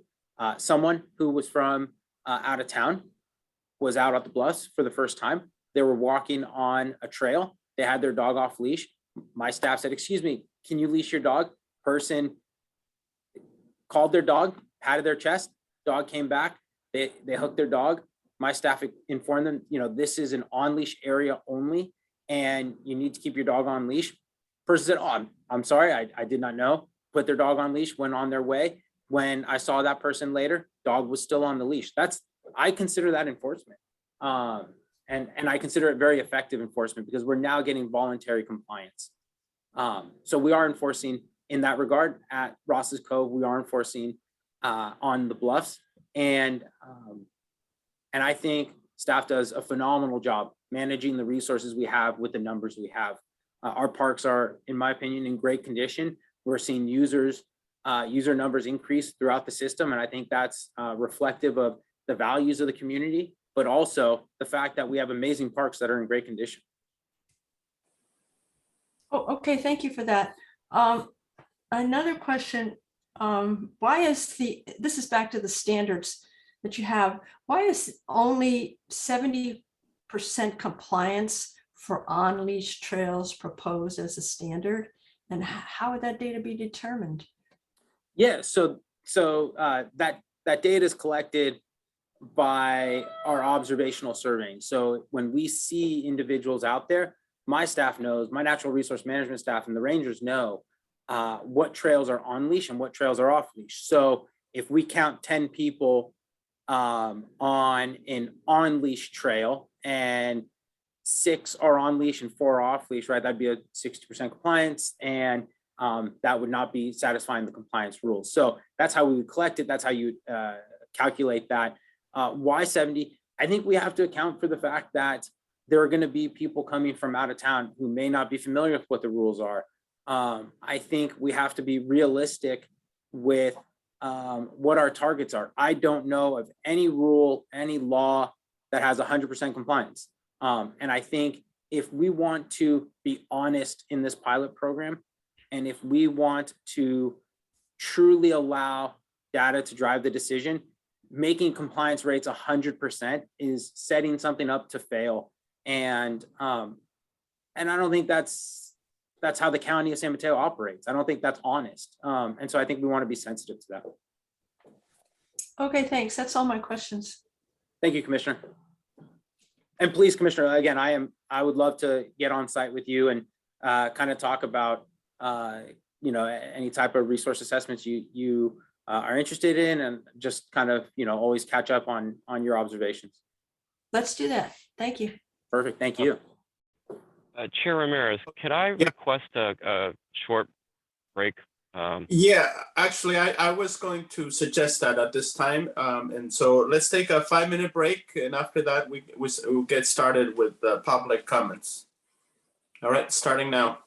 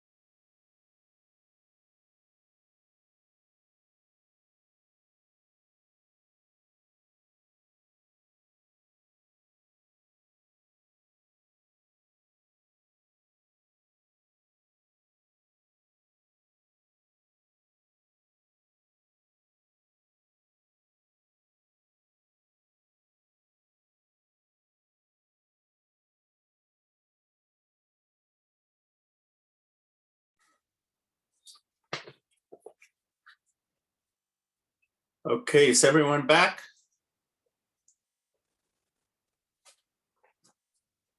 All right, I think at this time we can resume the meeting. And so we will move on to public comments. Each person that wishes to comment will have 2 minutes to speak. I want to make you aware that we have received high amounts of correspondence for this item. All the correspondence is now part of the record and it has been read by the commissioners. So if you have any new additional information, that then now would be the time to speak on that. Since there's such a high interest in today's meeting, and to be fair to everyone, I will remind you that you will have to conclude your comments in the 2 minutes allowed. And so I think we're expecting to have quite a few people, and depending on if we get to around noon, depending on how many people we may still have waiting to speak, we may have to take another break at that time for commissioners and everyone to probably have something to eat or just take another little break. So I think around noon I will check with Janet to see where we are, and then we will take it from there. So with that, Janet, could you please allow? Can you explain? No, you already explained. Can you allow people to come in now and make their comments? Thank you, Chair. Like you mentioned, we're now opening public comment for item number 3. If your hand is raised, your name will be called. And I don't see anybody calling by phone, but they could also press *9 if they were to raise their hand. I do see at the time 17 hands raised. I will first call on Sabrina Brennan. Sabrina, please accept this invitation and unmute your mic and you may begin speaking. Can you hear me? Yes. Okay, thank you. I'm Sabrina Brennan, a resident of Seal Cove in Moss Beach. Yesterday, I emailed you a letter that includes links to 8 videos published on YouTube of county park violations at Pillar Point Bluff and the Fitzgerald Marine Reserve from late January 2022 and February 2022. Please deny the CDP for the proposed off-leash dog pilot program at Pillar Point Bluff. There is a significant lack of enforcement by county parks, as well as problems with the county's reporting system for violations of park rules and violations of the Marine Mammal Protection Act. Off-leash dogs on Pillar Point Bluff, which is a segment of the coastal trail, have attacked and bitten people, killed wildlife, and disrupted habitat. I experienced a dog attack while riding my bike on Pillar Point Bluff. A pit bull split from a pack of dogs hunting rabbits and ran towards my bike and chomped down hard on my right thigh. I sustained multiple puncture wounds. I kicked the dog to get away. At the time, I was riding my bike with a neighbor. He witnessed the attack. When I was attacked, the dog's owner was out of sight. Following the attack, the dog owner eventually arrived and managed to lease 3 of her 5 dogs. The out-of-control pit bull continued to run around the bluff. I insisted that the dog owner look at the deep puncture wounds on my thigh. No apology was offered. I reported the incident to the county and nothing was done. I paid my own medical expenses. If a child had been attacked by the same dog, they might have needed surgery or worse. Another Pillar Point Bluff off-leash dog incident stands out in my memory. A man was jogging with a large off-leash dog. The dog was running ahead of its owner. The off-leash dog approached a woman on a blind curve in the trail. The jogger was out of sight. The woman was afraid of the off-leash dog. Her husband attempted to protect her from the dog by air kicking towards the dog. The jogger caught up with the off-leash dog and physically attacked the couple. He beat the woman and her husband on the trail and pushed the woman face down into the coyote brush and punched her husband in the nose. The husband was injured and bleeding from the attack. The couple called 911 and reported the incident to San Mateo County Sheriff deputies who arrived at the trailhead. Mrs. Brennan, you've gone past your 2 minutes. Can you please wrap it up? I reported the incident. The point being that we need to protect families and wildlife from off-leash dogs It's important to do this at this very wonderful segment of the California Coastal Trail. Please don't allow off-leash dogs to disrupt and hunt wildlife and disrupt sensitive habitat at Pillar Point Bluff. Please deny the CDP. Thank you. Thank you for your comment. Next, please. Thank you very much. We next have Matthew Greenberg. Matthew, please accept his invitation, unmute your microphone and begin speaking. Do you hear me? Yes, go ahead. My name is Matt Greenberg. I'm a member of the Peninsula Dog Pack, but I'm also a member and an active contributor to Green Foothills. I strongly advocate supporting the CDP for both these parks. This is the reasoning. Number one, Commissioner Hansen asked why you need 2 trails in the pilot program and why these 2. For people who know, Quarry Park is a very steep, hilly hiking trail, great for fit young hikers, not good for elderly, handicapped, families with kids, or the majority of people who walk their dogs. So if you're going to include one, it should actually be Pillar Point Bluff, which would have a wider access and include more members of the community for use. Number 2 is why these 2 trails and not others. The reason for that is because there were so few off-leash, on-leash trails, and they wanted to make an on-leash trail an off-leash trail rather than a place that had never had dogs before. And there were only a few parks to do it. And these were the perfect ones because historically and forever, dogs have been allowed off leash. Number 2, enforcement, very big deal. I think actually sanctioning this small part, it's less than 1/2 of the Bluff trails, clearly separate from all environmental issues. The Bluff certainly has sensitive habitat, and Commissioner Ketchum was right. Her slideshow in her question period indicated accurately these habitat, but none are near these off-leash trails. The off-leash trails are specifically designed, as Nicholas said, to not be near them.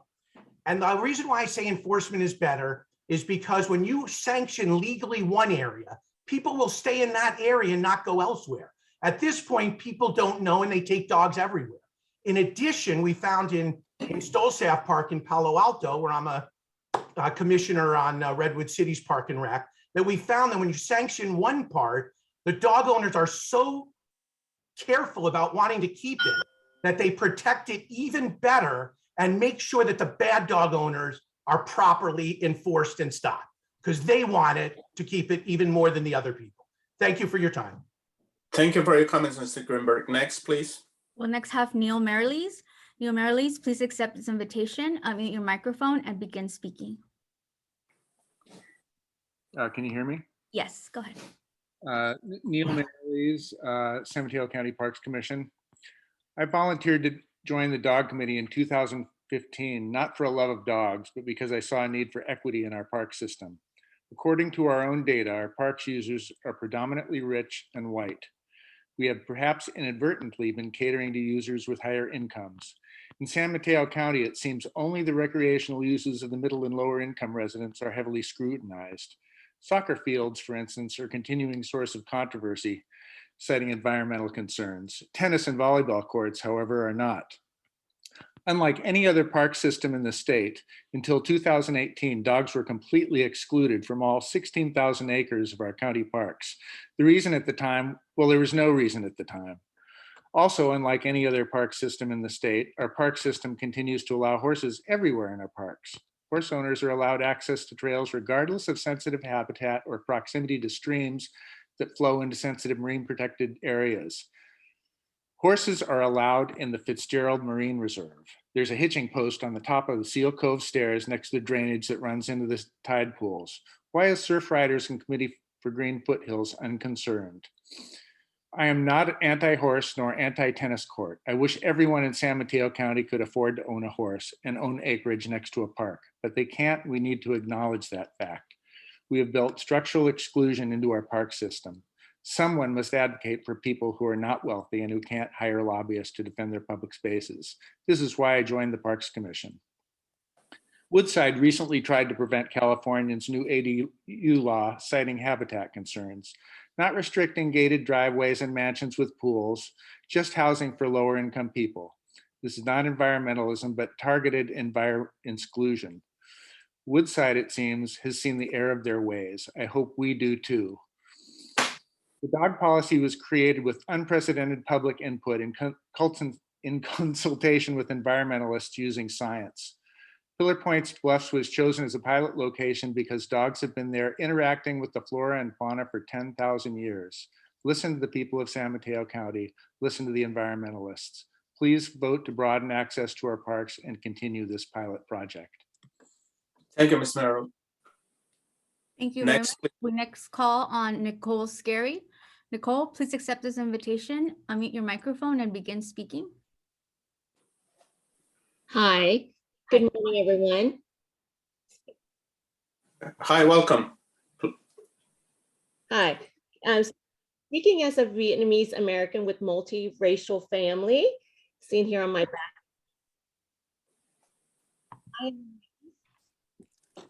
Sorry.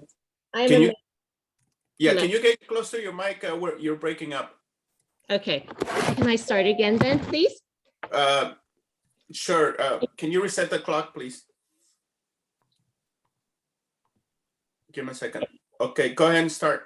Thank you. Good morning, everyone. Speaking as a Vietnamese American with a multiracial family, I'm amazed and appalled that a few opponents of off-leash walking can bring race and gender into this discussion. Regardless of your racial, ethnicity, and sexual identity, this is an equity issue of having limited spaces for our four-legged family members to have the chance to run, play, and socialize. We are only asking for 2% of the county park trails for off-leash recreation. To assume that people of these different minority groups would not want to have their dogs off-leash to play and socialize is the worst sort of prejudice. Throughout my 23 years of walking on the Bluff, we have interacted and befriended many different people from all walks of life with and without dogs. This is despicable. Using the race card to confuse the issue points to the weakness of your argument, and you should be ashamed of yourself. Now back to the topic at hand. There have been concerns that the Pillar Point Bluff will become like Fort Funston. However, as Mr. Scholler and Mr. Calderon had extensively explained and presented, with the restrictive rules and adaptive management plan set forth by the county parks, that should allay anyone's fear. Again, the proposed off-leash trail will only be a portion of the total bluff top. The pilot limits off-leash walking to only 2 dogs per person, so commercial dog walkers should not be a concern. To reiterate, Mr. Calderon has said, if anyone is concerned about off-leash dog on Pillar Point Bluff, they have lots of other options. And on the coast, just 10 minutes walk north from Pillar Point Bluff, there's a beautiful scenic marine Fitzgerald Park where no dogs are allowed at all. And the beautiful coastal trails from Moss Beach to Half Moon Bay only allow dogs on leash. So in conclusion, we are not asking for the moon here, just a few sanctioned places for our dogs to have the chance to exercise and socialize so that they can be mentally and physically thrive members and be good members of our communities. Thank you for your support. Thank you. Thank you, Next. Nicole. We'll next have Mr. James Lee. Please accept his invitation, unmute your microphone and begin speaking. Hi, my name is James Lee and I'm from Redwood City. I'm a Korean American. I'm a marine ecologist as well, and I have a background in environmental policy. I am urging you to vote no on the CDP for off-leash dogs at the Bluff.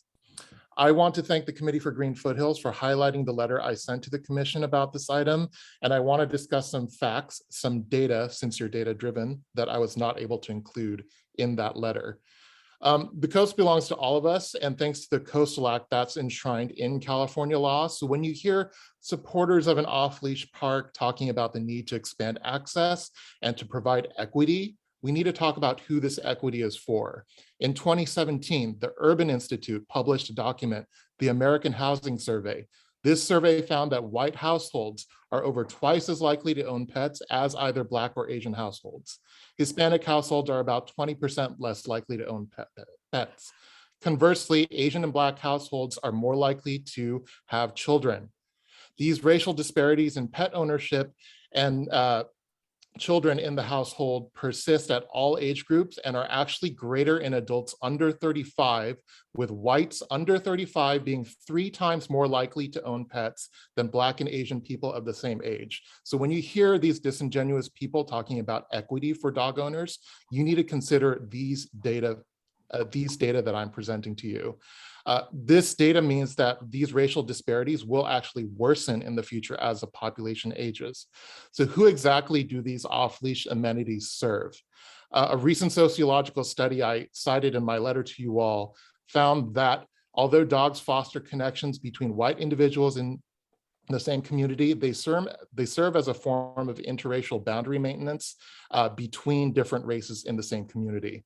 Let's not forget that Amy Cooper, a white woman who made headline news for calling the police on a Black man in a park, did so because she was asked to control her dog. I ask you to vote no on the CDP and ensure maximum public access for all county residents. Thank you. Thank you, Mr. Lee. Thank you. Next. We'll next call on Betsy Caffell. Please accept this invitation, unmute your microphone and begin speaking. Hello, thank you, commissioners. I want you to know that I'm in favor of the off-leash pilot for both parks. And I walk at the Pillar Point Bluff Park daily because it's in my neighborhood. On the Green Foothills website, they wrote that they oppose the off-leash pilot program at Pillar Point Bluff, but they mistakenly connect the beach at Ross Cove with the Bluff Park. These are two different parks, and access to the reserve is not even close to the proposed off-leash trails. They never have been seen as the same park. As the map for the Bluffs approved by the Board of Supervisors clearly shows, only parts of the trails will allow off-leash dogs. The only access to the beach from the Bluff is on the Ross Cove Trail from marker 16 on the map and south. That's more than a half mile's distance. The Fitzgerald Reserve and Ross Cove Beach have never allowed and should never allow dogs. Dogs should not be close to these paths that go down to the water, and the county parks plan for fencing and signage will clearly define where the on-leash and off-leash boundaries are. There are rogue trails in the Jean Lauer Trail in the sunken area, but I have investigated all of those paths and they no longer lead to the beach because of erosion, and it's been that way for over 20 years. The distance from the off-leash trail to the beach in that sunken area is over a football field's distance. All of the off-leash trails are far enough away from the cliff's edge that seals cannot see people or dogs on them. You cannot see the beach from these trails. Most dogs are silent, but airplanes from the airport and acrobatic flyers make up most of the noise. And even the closest part of the trail at the Ross Cove Trail to the cliff is about 25 to 30 feet with a sheer cliff of 120 feet. And so you can't even see the beach at all. I'm a strong environmentalist and I want to protect the beach environment, as do many dog owners. Thank you for your time. Thank you. Next, please. We'll next call on Ms. Lenny Roberts. Ms. Roberts, please accept this invitation, unmute your mic and begin speaking. Good morning, Chair Ramirez and Commissioners. On behalf of Green Foothills, I request that you deny the coastal development permit for the off-leash dog pilot program at Pillar Point Bluff. It does not comply with Coastal Act requirements for safe access for all and the county's local coastal program sensitive habitat policies. We do support approval of the pilot program at Quarry Park with modifications to provide access for all trail users on some of its 8 miles of trails. The Coastal Act requires maximum public access for all people that is consistent with public safety needs and the need to protect natural resource areas from overuse. Unfortunately, people who have an innate fear of dogs, people with disabilities, many small children, and people seeking a more contemplative experience in nature would all be excluded from off-leash trails at Pillar Point Bluff. We support the eloquent comments by James Lee in his letter regarding the issue of racial disparities in access to and time spent in nature that are directly applicable here. The Bluff and adjacent Ross's Cove Beach and tide pools comprise a local biological hotspot with over 31 special status wildlife species. Environmentally sensitive habitats on the Bluff include seasonal wetlands and rare coastal prairie areas that were not identified in the CEQA document. As a result, we don't believe you can make the findings that the project complies with policy 7.3 that prohibits any use of land that would have significant adverse impacts on sensitive habitats. Quarry Park's eucalyptus forest is far more appropriate for off-leash dogs. Please vote yes on Quarry Park with proviso that some areas be reserved for all trail users. And please vote no on Pillar Point Bluff for all the reasons that Green Foothills, Sierra Club, Sequoia Audubon, Surfrider San Mateo, and the Friends of Fitzgerald Marine Reserve and the Mid-Coast Community Council have cited in letters and comments today. Thank you. Thank you, Ms. Roberts. Next, please. Thank you. Next, we'll have Sotabe Talagani. Please accept this invitation, unmute your microphone and begin speaking.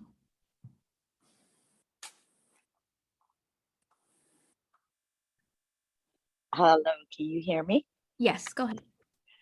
Hi, my name is Sudabe Talavani. I live in El Granada, and I'm originally from the Middle East. I'm a Muslim, and I've never been afraid of dogs. I am a dog owner, and I use the off-leash parks respectfully. And while there, I try and do my best to keep everything as is. And I really appreciate that there is an off-leash program for homeowners that live here on the coast. And I ask you to please vote yes for it. Thank you. Thank you. Next. Okay, we next call on Joel Fabstein. Joel, please accept this invitation, unmute your microphone and begin speaking.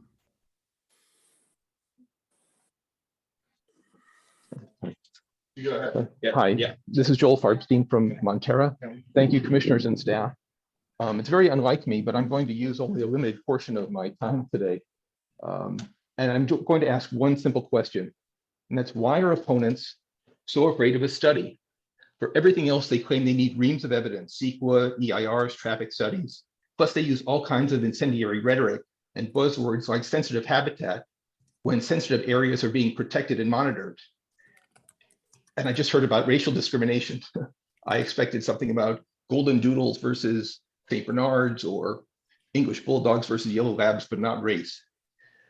It's pretty apparent that opponents just tip their hands and they said they don't care what the facts say. They don't care about any conclusion of a pilot program. They'll oppose it no matter what. Why not get the facts first? And then we can have a calm, rational discussion on the merits of the program. Let's do the necessary due diligence and then decide. Dogs add to the quality of life, and we taxpayers would appreciate the ability to walk our dogs responsibly off leash in specific areas. Not everywhere, just limited areas in the parks we pay to support and enjoy. Why are they so afraid of a study? Please issue the CBP for the full pilot program. Thank you. Thank you. Thank you. We'll next call on Chris Johnson. Mr. Johnson, please accept this invitation, unmute your microphone and begin speaking. Good afternoon, commissioners. Thank you for the opportunity to speak. My name is Chris Johnson. I have been a member of the Mid-Coast Community Council, including chair of the MCC. I have for 10 years been the El Granada Community Representative on the Coastside Design Review Committee, the San Mateo County Committee. I have served on several San Mateo County Parks committees, including being an original member of the Dog Committee starting in 2016. I've been there the entire 6 years, not only myself, but there's several other members who have been on the committee for the entire time, giving it some intense institutional memory and knowledge. Okay, so 6 years I've been working on this committee. We have done due diligence. We have interviewed content experts. We have studied and benchmarked against other jurisdictions and programs. We have developed a set of overarching policies about dog management in county parks in general. Then we came up with a set of rules for the on-leash pilot program, which has been going on for 3 years now in 5 different parks. Then for a year, we spent a year working on figuring out sites to do an off-leash program, developing rules for that, and a set of evaluation criteria, all of which are in place. So with that said, I say that there are 3 points which I wish the commission would consider. One, this pilot program will clarify and codify. Okay, there's been on-leash use going on there kind of unofficially and for decades. This will establish a set of rules that everybody will understand and be able to follow. Test, evaluation criteria, as many people have said. What is the opposition to a finite period of testing with evaluation criteria to see what will happen and then make modifications and a decision after that period? And finally, if I could just have a couple more seconds, enforcement. I believe that every person, opponents and proponents, agree that enforcement is key here. So let's step up on the enforcement. Planning Commission and Coastal Commission. Can we have something that forces the county to put more resources into enforcement? Some kind of condition in the coastal development permit or something that says we will address enforcement. I hope that the Planning Commission will vote to approve this based on the amount of work that has been done for the right reasons. And thank you, Mr. Councilman, for your comments. Okay, thank you. Thank you. We'll next call on Jim Sullivan. Please accept this invitation, unmute your microphone and begin speaking. Great. Thank you, Honorable Commissioners, Parks Director Calderon, and county staff. I urge you to approve the CDP for the 12-month study program. Over here on the coast side, if folks want to stay away from dogs, along with the previously mentioned open spaces and parks that Director Calderon mentioned, they've also got Cal Parissima Trail, Parissima Redwoods, Fifield Cahill Trail, and Gray Whale Cove State Beach, to name a few. On the coast side, recreation is a key component of our economy. We don't have an El Camino Real box stores, for better or for worse. We rely on people visiting our area, and it's a wonderful area. That really should be taken into account, along with all the other well-spoken reasons by members of the public here. So I encourage members of the Planning Commission to approve the CDP or the pilot program for both parks. It will be a welcome addition to our many residents and non-residents that visit our beautiful area. And just as I'm speaking as a private citizen, but I was also a member of the Dog Management Committee, and I also serve on the Open Space and Parklands Committee in Pacifica. But I'm speaking as a private citizen and, full disclosure, as a Labrador Retriever owner that occasionally frequents the Bluff. Thank you for your time. Thank you. For your comment. We'll next call on Marcia Cohen, followed by Jana Jacobs. Ms. Cohen, please accept this invitation, unmute your microphone and begin speaking. Yes, can you hear me? Yes, go ahead. Yeah. Okay. Chair Ramirez and commission members, I've been on the board of the Friends of Fitzgerald for 12 years, and I'm a second-generation volunteer naturalist with the Friends. I've also submitted written comments to the commission to support my opposition to the issuance of a CDP for this off-leash dog pilot program, but I did not see my letter with the attachment in the agenda packet. So I hope you have a chance to read that. The basic underlying principles in reference documents used by both supporters and opponents of the off-leash dog pilot program include the local coastal plan, the San Mateo County general plan, and the Fitzgerald Marine Reserve master plan. All these documents share common underlying principles, including the protection and preservation of popular natural environments to ensure they can sustain a range of development, visitor opportunities, and protected habitats and species. The challenge in applying these documents to the current pilot program is how to strike the right balance and be flexible enough to meet changing conditions. The proposed program for the Pillar Point Bluff program, portion of this program, does not strike that balance. The board of the Friends of Fitzgerald Marine Reserve have joined Green Foothills, Sierra Club, Sequoia Audubon, Surf Riders, and the Mid-Coast Community Council in opposing off-leash dogs at Pillar Point because the program, as proposed, does not provide for equal access, does not provide a credible plan to protect and preserve sensitive habitat and species, a point that is also shared by the California Department of Fish and Wildlife. The set of rules for off-leash dogs and the adaptive management plan for this program that Planning Commission staff endorses is, as one of my respected colleagues described, Orwellian. I agree with Green Foothills that this program with modifications is better suited to the Quarry Park site only. Therefore, I request that the commission deny the coastal development permit for the proposed off-leash dog pilot program at Pillar Point. Thank you, Ms. Cohen. We'll next call on Jana Jacobs, followed by Michael Ferreira. Ms. Jacobs, please accept this invitation, unmute your microphone and begin speaking, please. Hi, my name is Jana Jacobs, and I'm a member of the Peninsula Dog Pack Group. I'm here today to talk about displacement, a topic that has come up over and over again in most of the meetings I've attended. Those opposing the off-leash program continuously cite displacement as a major issue caused by off-leash dogs when they're introduced to a certain area. Well, when you look at the facts, this is something that is not shown to be true in the data from the San Mateo County Parks Department. Also, as mentioned earlier, off-leash dogs have been on the bluffs for decades. So why would this type of displacement happen now? It just doesn't make sense. But there's another type of displacement which nobody really talks about. As you all know and you've heard, only about 8% of San Mateo County parks allow dogs right now, and that's on leash only, which is a super small amount. In other counties, it's between 60 and 90% of county parks.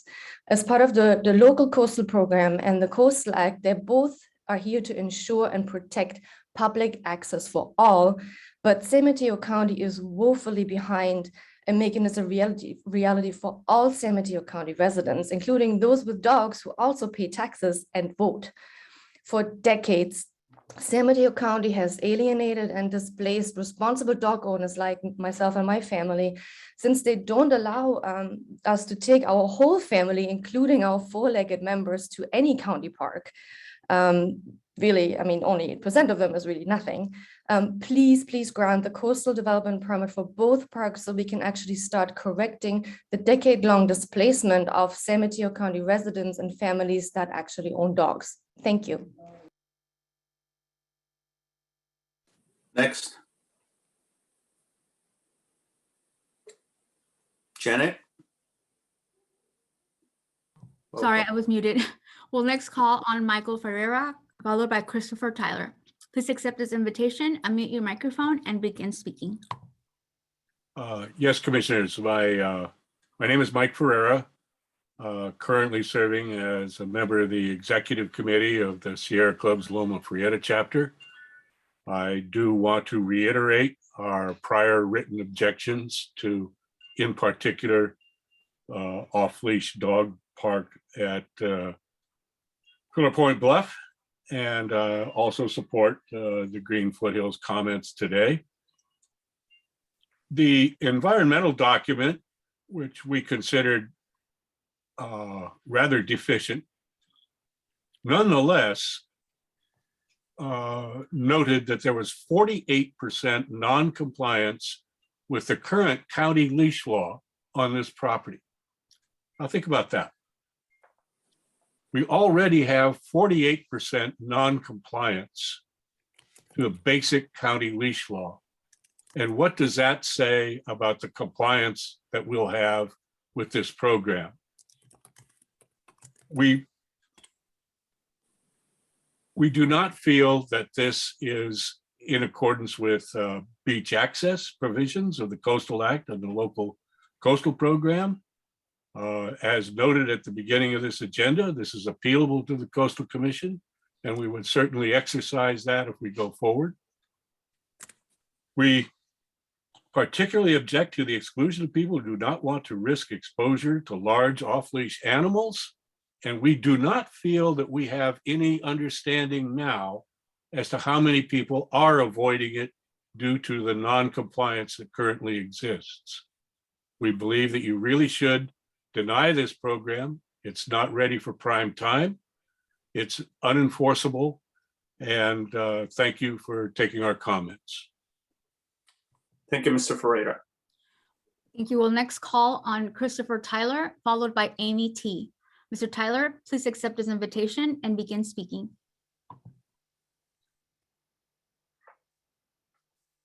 Hello, and thank you for taking our emails and our public comments. I had a long list of comments, but I'm going to abandon them instead and respond to some of the things that have already been said. My name is Chris Tyler. I'm a 25-year resident of Moss Beach. I'm a daily walker on the Pillar Point Bluffs. And my greatest joy is joining my friends on the bluffs to walk our dogs. Prior to welcoming our dog into our family, I was a daily visitor to the Marine Fitzgerald Reserve. I was there every single day with my small children. We encountered a photographer from Sunset Magazine and ended up gracing their pages as advocates for the Fitzgerald Marine Reserve. I don't get to go there anymore. I really miss it. Dogs are excluded from the Fitzgerald Marine Reserve, and I understand and respect why. I'd like to, I want to appreciate Commissioner Hansen's recognition that dogs are our companions, and our relationship to our dogs is very much like our relationship to our children, and people who don't have children don't understand people who do have children, nor do people who don't have dogs understand our relationship with our dogs. So I would no sooner go on a vacation without my children than I would go on a hike without my dog. And so to exclude dogs from trails is to exclude their owners. And so this is an equity issue. We have a special relationship with our dogs. We need considerably more than 8% of the trails available to us, as we represent 40+% of the population. And we understand fear of dogs, and we understand that people who want no contact with dogs at all need a place to go, and that exists in 92% of San Mateo County trails. I strongly urge you to support this pilot. It's a scientific effort to actually study the effect of off-leash dog walking. Thank you very much. Thank you, Ms. Taylor. We'll next call on Amy T, followed by PS. Amy, please accept this invitation and begin speaking. Thank you. And thank you for the opportunity to speak. I live in Moss Beach for the past 25 years, and I walk daily with a diverse group of friends. However, off-leash dog walking has been practiced for decades at Pillar Point Bluff, peacefully and without conflict.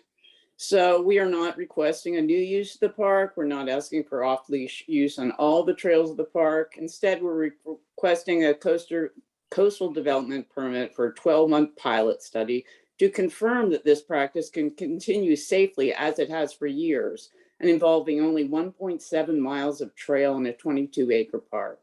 By monitoring and measuring indicators of concern on an ongoing basis, this study will look not only at potential impacts on the environment, but potential impacts on other park users. And it will provide structure and regulation where now there is none. Unlike Fitzgerald Marine Reserve, which is nearby but separate, Pillar Point Bluff is zoned for agriculture, not designated as environmentally sensitive per the LCP Midcoast land use map. It's also worth noting that no adverse environmental impact from dogs has been noted, even after years of unregulated off-leash use. It was once used to graze cattle, and despite off-leash dog activity since that time, the habitat is recovered and reverted to coastal scrub and prairie, which is not considered sensitive to dog activity. Despite this, during the 4-year development period of the program, the county parks did an extensive review, identified potentially sensitive areas, mostly wetlands, and ensured that they were excluded from dog access. A CEQA review was conducted with a declaration that no potential significant environmental impacts are expected from the pilot program. Please support this.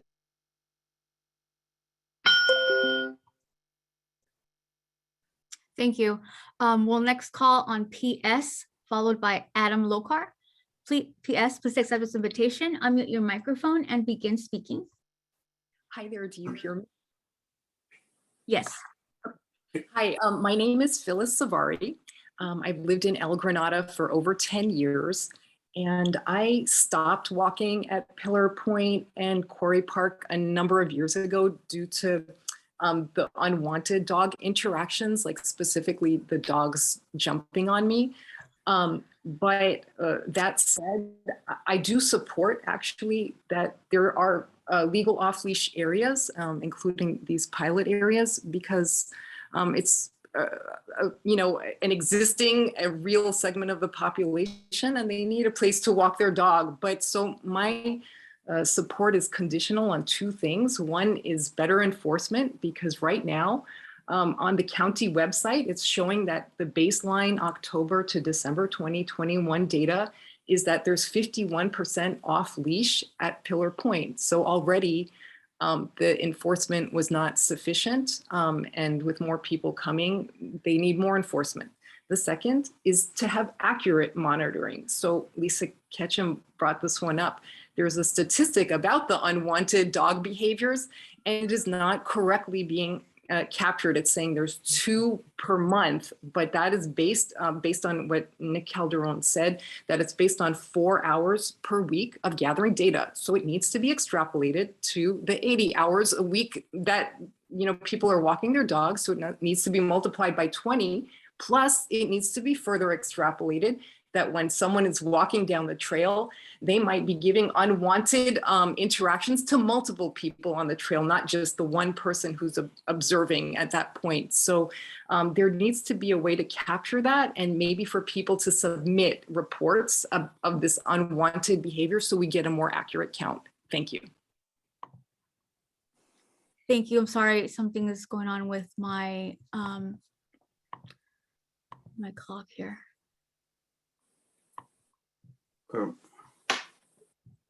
Sorry. Okay, there you go. We're back on. So next we'll have Adam Lokar, followed by Brigitte Bauer. Ms. Lokar, please accept this invitation, unmute your microphone and begin speaking, please. Hello, my name is Adam Lokar, and I'm calling to express my support for the off-leash dog pilot program at both parks under consideration. Like a lot of other people, I got a dog during the pandemic, and I live in an apartment without a yard, and so we are completely reliant on public spaces to exercise him. I love trail running in our county parks, but I've become quite disappointed by the lack of trails where I can let my dog off leash. Really, there are none, especially compared to some of our neighboring counties. I absolutely understand the need to balance recreational opportunities with preserving vulnerable ecosystems. The reality is that dogs have always been allowed in these parks, and any recreational activity, be it hiking, cycling, and certainly horse riding have negative impacts. I'm not an expert, but I'm pretty sure my 30-pound mini golden doodle has less significant impact than a horse. I want to say, as a dog owner, I absolutely take the responsibility seriously to mitigate any negative impacts for myself and my dog, and will encourage others to do the same.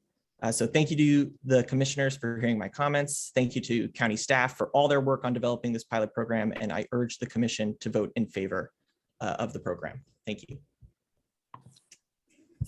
Thank you. We'll next call on Brigitte Bauer, followed by Fran Pollard.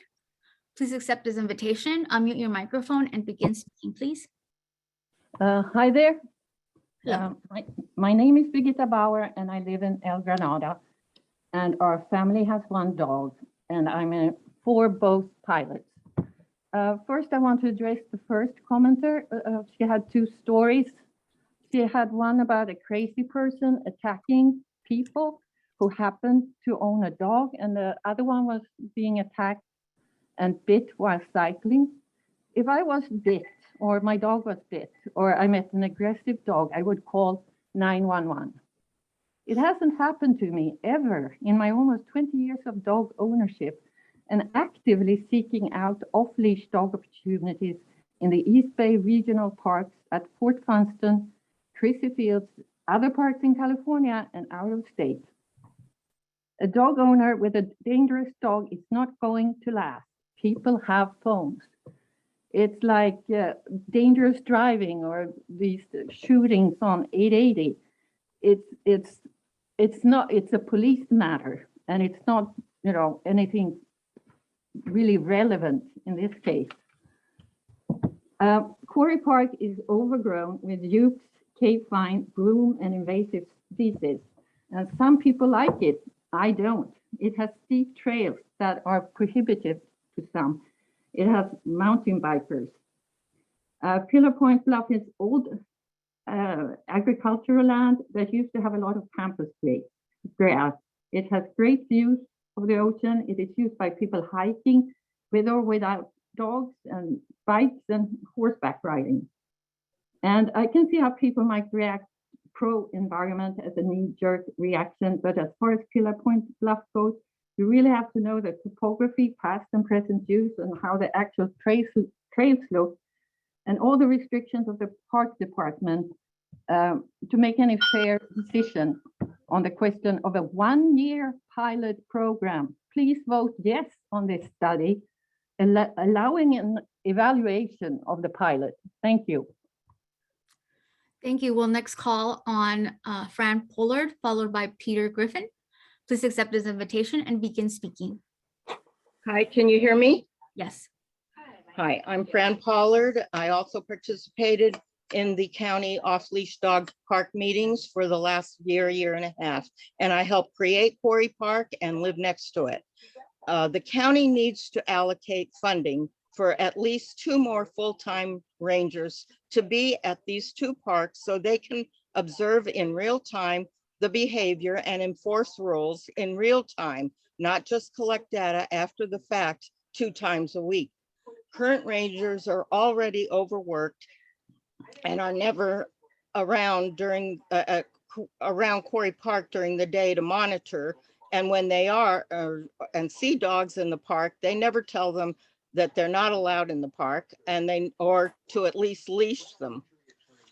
Also, we have requested for years now that we need more increased parking in Quarry Park. There is already overflow parking in front of our homes as last weekend with good weather from morning till evening. And with the new off-leash dog program and the pump track, I know there will be increased traffic and parking needs. And I suggest fencing parking from the Quarry Park and parking to differentiate the parking from Quarry Park and post no dogs allowed signs in the area so kids and families have a place to play and picnic without dogs running around. I don't think it's asking too much to preserve these additional 2 acres for kids and families when dogs have 500 to 600 acres to use now. By the way, I'm also wondering, and I'd like this answered, will dogs, mountain bikers, and hikers all be using the same trails? If so, I think that's dangerous. Please answer. Thank you. Thank you.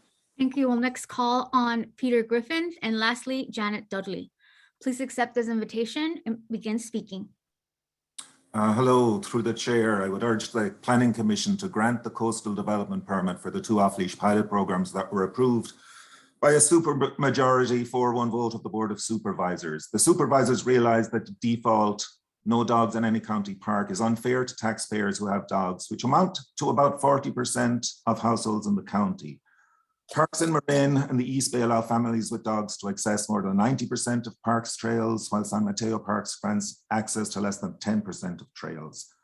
This is a test or pilot program supervised by the Parks Department with strict rules, developed after a 5+ year public process with a task force composed of equestrians, environmentalists, cyclists, hikers, and dog owners. The last-minute objections are largely from groups that did not participate in the public process that was designed to provide fair access to a limited set of trails in 2 parks. To Commissioner Hansen's point, Quarry Park is a hilly hike in eucalyptus forest, while the 2 designated trails on the bluffs are more suitable for seniors or families who have a dog. Dog walking occurred on a continuous and uninterrupted manner for decades before the area was taken over by the parks, and the arcane no dogs rules came into play. The CEQA report shows that off-leash recreation can once again take place at both sites with minimal impact on the environment. As a representative of the nonprofit Peninsula Dog Group, we often conduct pet food drives to distribute to those less fortunate or financially secure, such as seniors and the homeless. This year, we have distributed pet food to Coastside Seniors, Coastside Hope, the Street Dog Coalition, and to a safe parking zone monitored by the Redwood City Parks.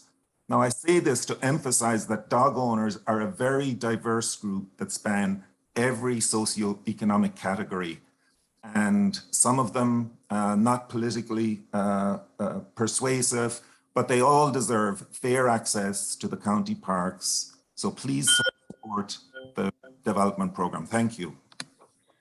Thank you. And our last speaker is Janet Dudley. Please accept this invitation, unmute your mic and begin speaking. And actually, never mind. I don't see her hand raised or Miss Dudley online.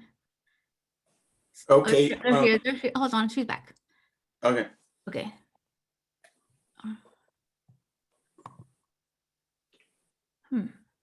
Okay. Miss Dudley?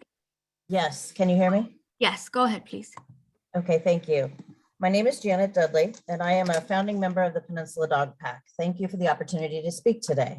We're asking for fair access for the 44% of households in San Mateo County who own a dog. That figure comes from the American Society for the Prevention of Cruelty to Animals. We urge you to approve the CDP for the proposed pilot programs at both Pillar Point, Bluffs, and Quarry Park.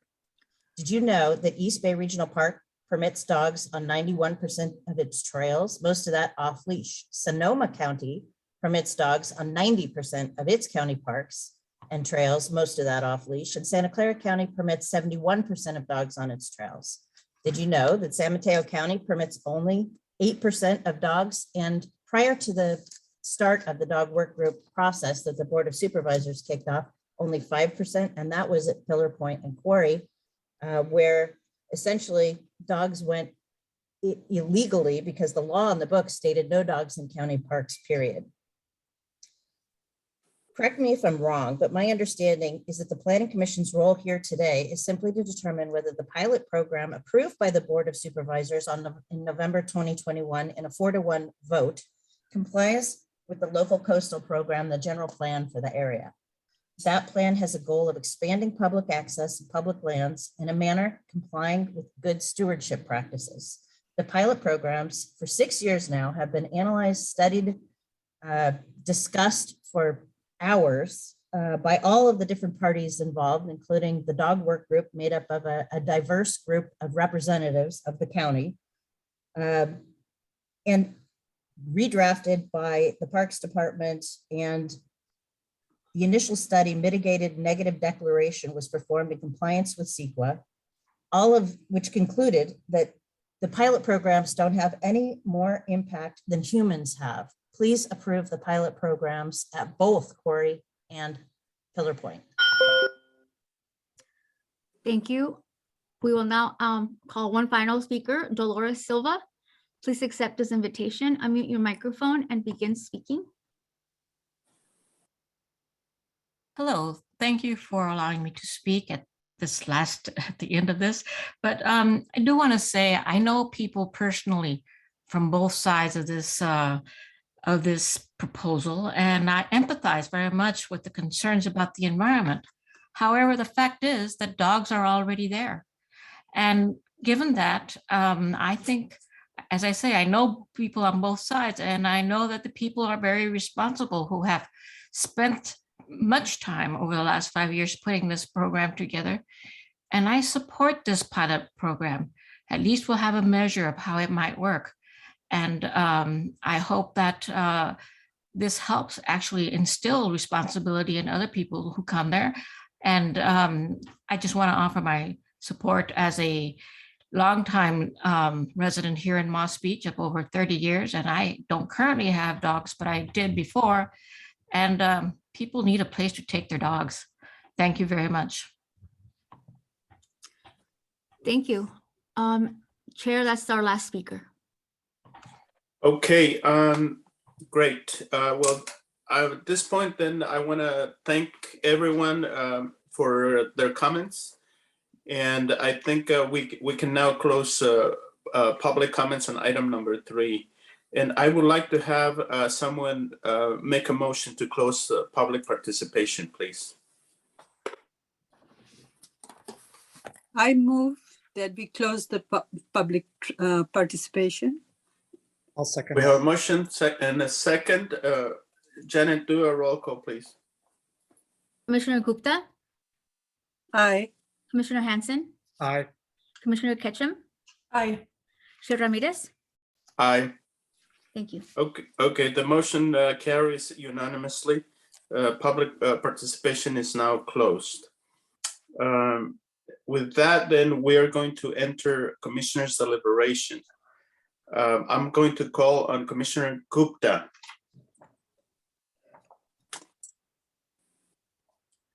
Thank you, Chair.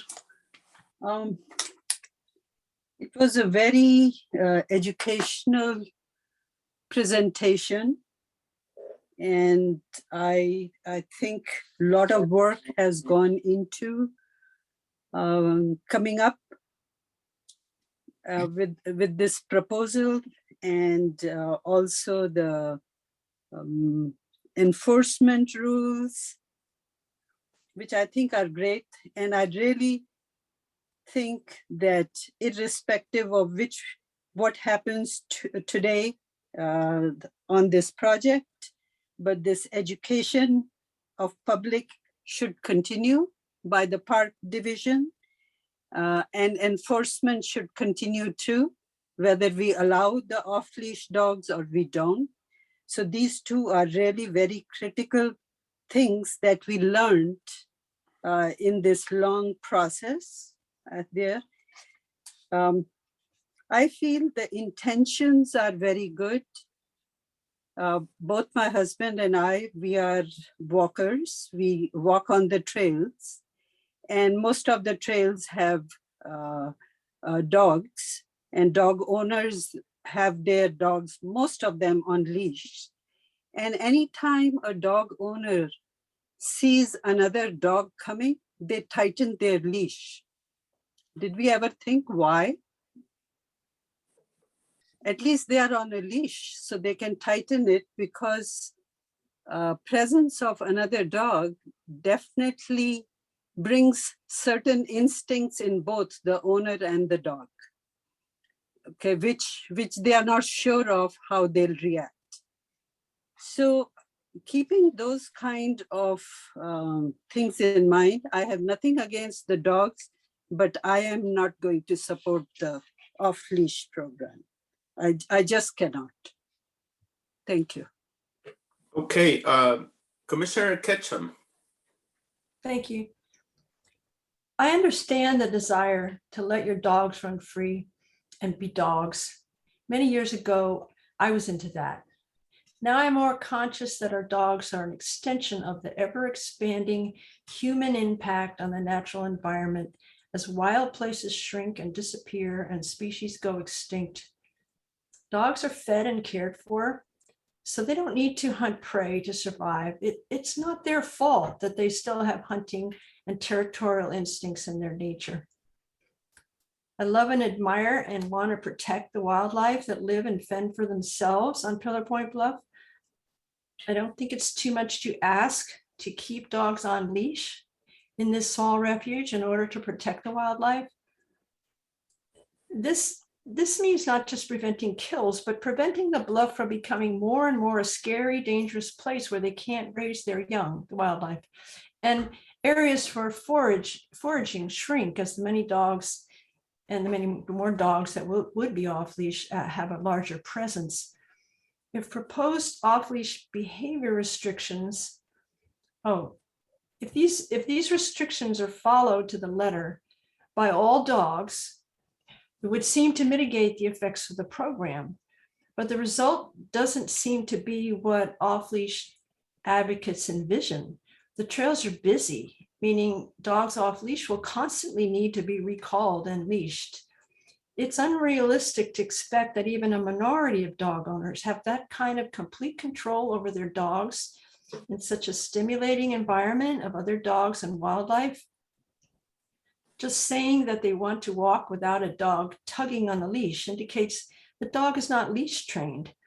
As for this being a pilot program, I don't think that once you put in place and word spread on social media, there will be any way to effectively turn it back. I support the comments from the environmental groups advocating for protection of sensitive habitats and wildlife on Pillar Point Bluff.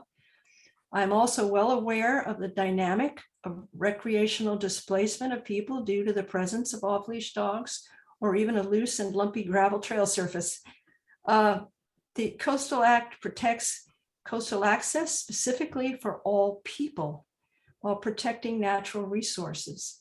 It's interesting to note the large number of comments I've heard from dog owners who do not want to walk their dogs where they will encounter off-leash dogs due to bad interactions between the dogs. Regardless of the outcome today, I would also urge county parks to pursue at least one fenced off-leash dog area in the mid-coast. Clearly, not all dogs and their owners have the same needs. This provides opportunities for dogs to exercise and socializing that do not impact wildlife and other people. Marauder Surf West or the Big Wave South parcel could be considered for this. GCSD's Burnham Strip also seems like an ideal place.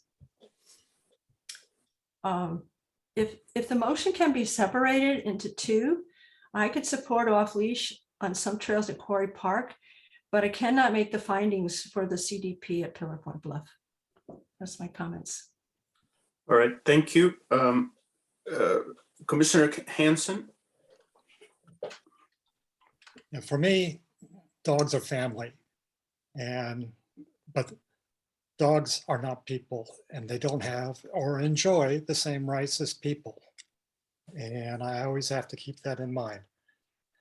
I'd be happy to entertain Lisa's idea of separating these into two separate votes.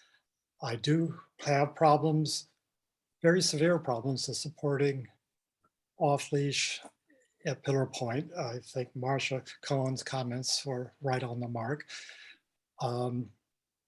I will be willing to entertain a pilot for evaluation in Quarry Park.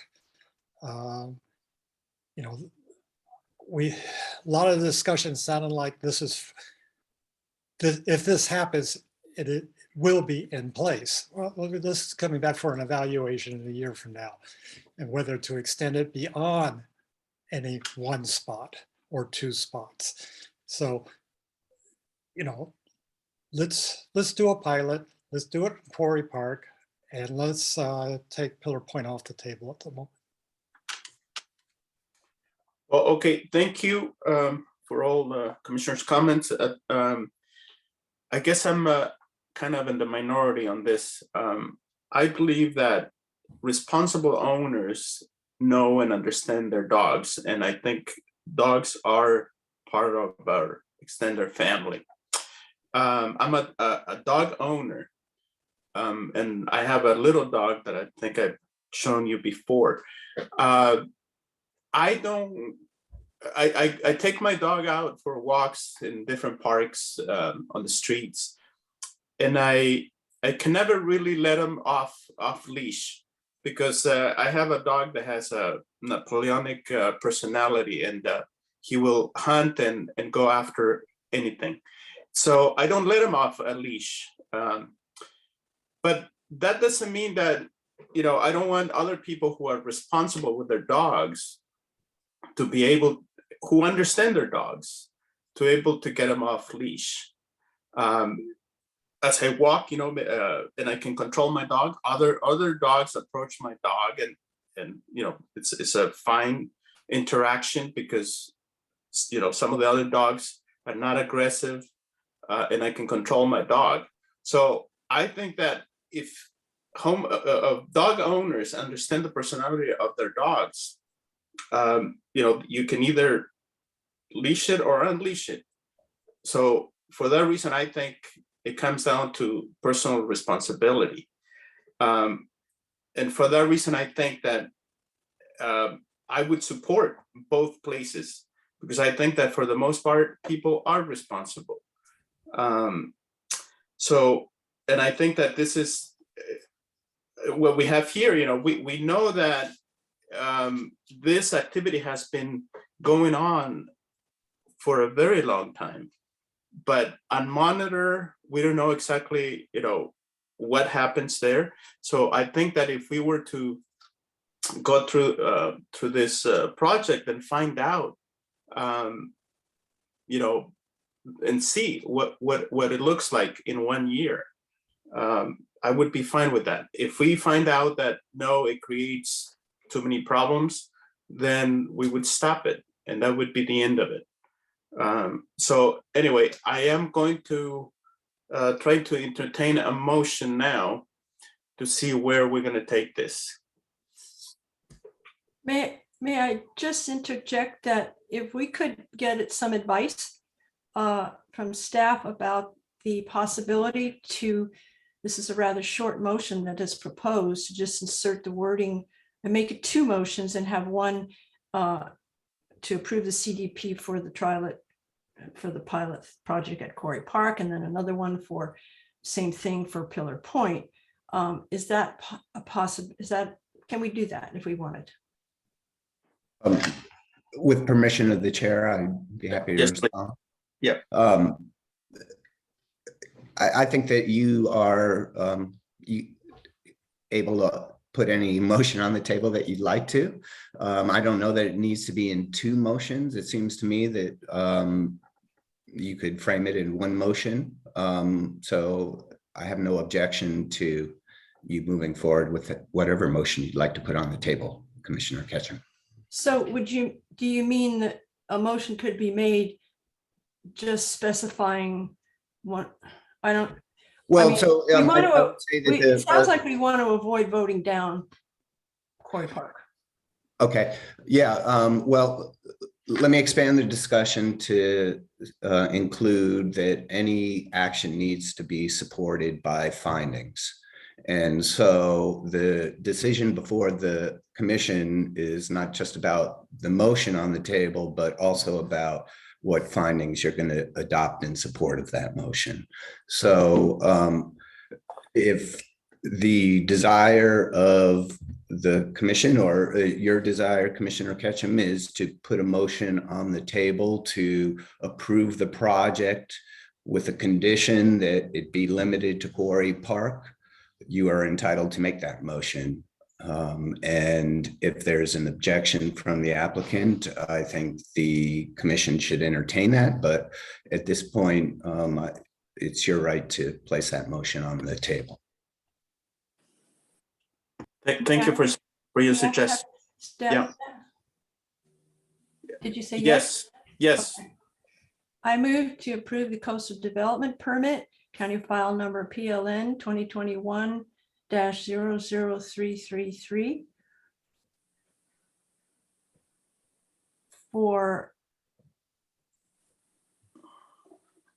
County Parks off-leash dog recreation pilot program at Quarry Park by adopting the required findings and conditions of approval in attachment A.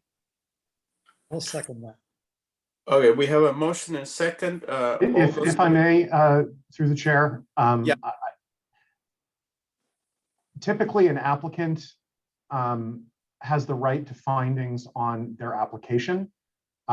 This is no different, even though it's a county agency making the application.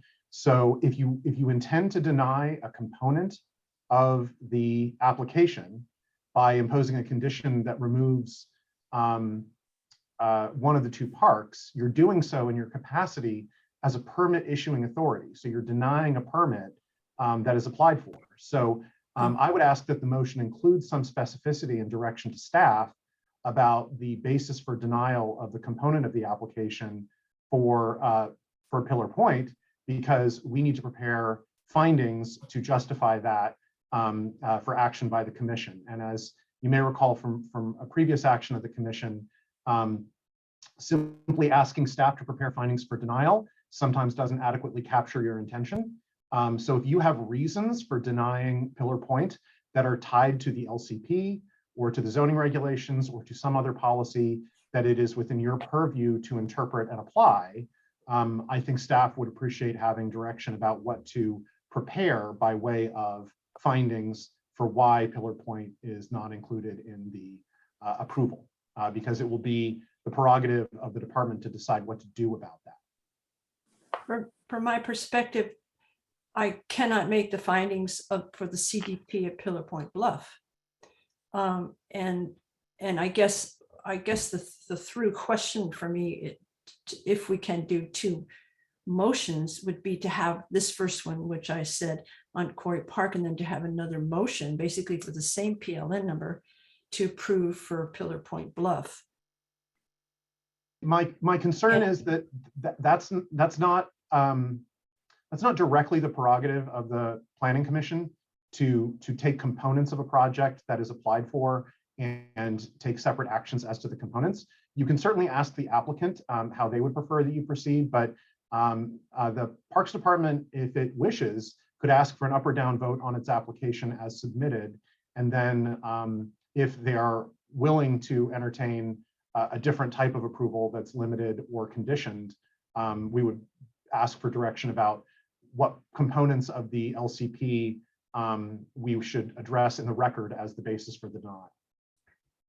So as an alternative motion, could I try just what the motion is proposed? It's approve the coastal development permit, county file number PLN 2021-00333 by adopting the required findings and conditions of approval, attachment A, and I'm recommending a no vote.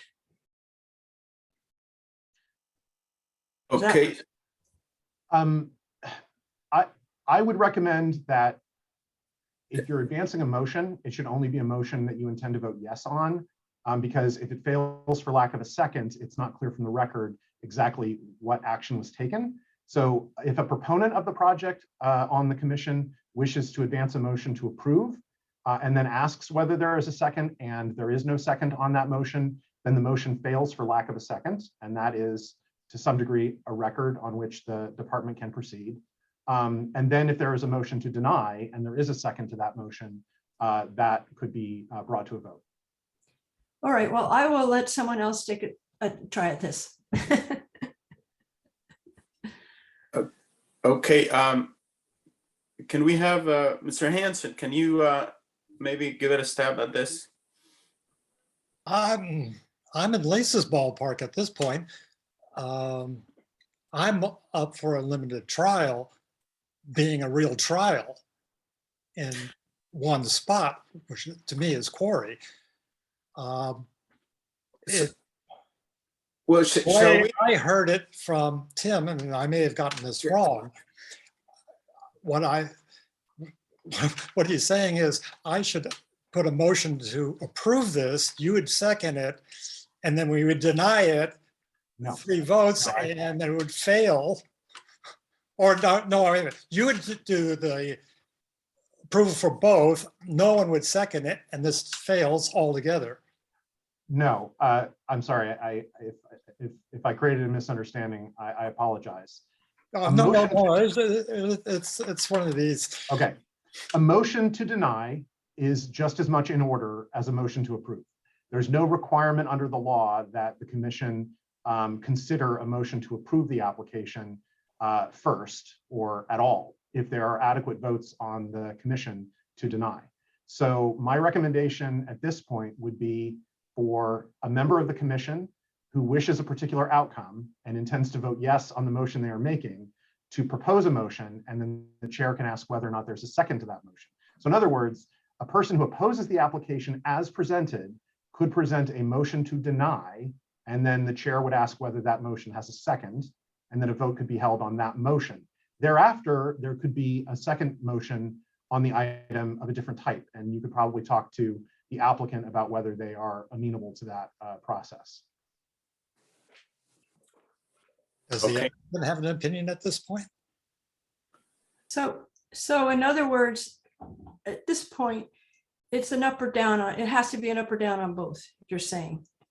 Unless the applicant voluntarily modifies the application, I believe you have to make an up or down vote on the application. And would that opportunity for the applicant be now before a motion is made, or would they prefer to wait until there's? I think it would be now before we actually make change the motion or go the up and down on what we have before us. Am I hearing that correctly? You can ask the applicant if there is a preference about how to proceed. Yep. The staff, Mr. Calderon, you understand our dilemma at the moment. I certainly, through the chair, I certainly hear the conversation occurring. That's correct. The directive I was given by the Board of Supervisors was to bring the pilot program as approved by them forward and to implement that version of the pilot program and to study that version of the pilot program. I was not authorized by the Board of Supervisors to revise that pilot program or change it or seek permits for anything other than what they approved.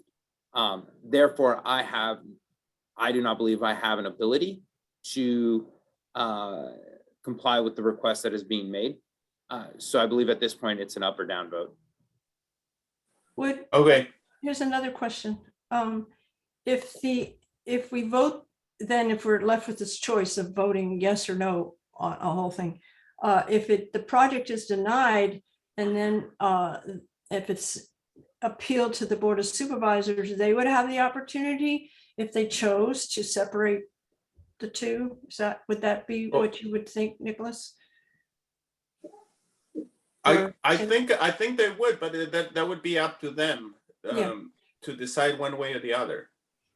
Yeah. So at this point, I withdraw my second to Lisa's. So now there's no motion on the table. Okay. So Can I go ahead. make a motion saying that Planning Commission denies the coastal development permit? I think, yes, I think we can. So is that your motion? Is that? First, I want to clear it with our council. Yes, a motion What to does that- deny. A motion to deny is definitely in order. Again, I would ask for the maximum amount of clarity to direct staff for preparation of findings for denial. So far, I've simply heard Commissioner Ketchum say that she doesn't believe that it's possible to make the findings for approval. In the past for denials, we've tried to capture the discussion about what the flaws in the application were that motivated the denial. So you're free to give guidance to staff to whatever extent you wish, and then we will do our best to capture the discussion. I just don't want the commission to be disappointed that staff isn't always able to read your mind about why you personally were motivated to deny the project. But we'll just try to capture the discussion as best we can in findings for denial. Right. Okay. So you're saying that we need to summarize now our discussion with the key points for denial? Or, I mean, it's all been, it's in the video. Yeah, I think it's very obvious at this point,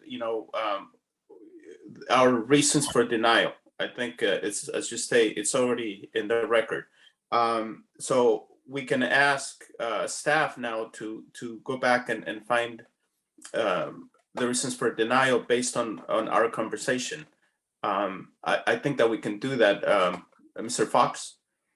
I understand the direction. I just want, I don't want the commission to have unrealistic expectations about the ability to summarize a thing said by a commissioner as the basis for their vote as necessarily being something that was part of this motion. So the greatest specificity you can offer would be appreciated, so that we don't inadvertently capture reasoning with which you personally don't agree and can't base your vote upon. So I understand the direction, and staff will certainly comply. It's just a question of this.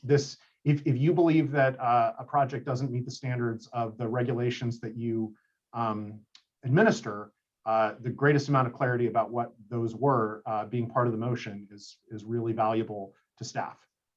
For me, the first finding is not the issue. It's the three subsequent findings about LCP policies that that I can't make those findings. So do I need to dig back and find those three policies, or is that enough information? If it's your intention for, sorry, if it's your intention for the findings to reference section 6328.15 B, C, and D, the three findings for approval of a CDP, we can certainly prepare findings that recite that language from the zoning regulations. That's how I'm seeing it. Okay. I will follow Lisa, saying those are the findings. Plus, I think the pilot is just too big. Okay, so I think that's a motion and a second then at this moment.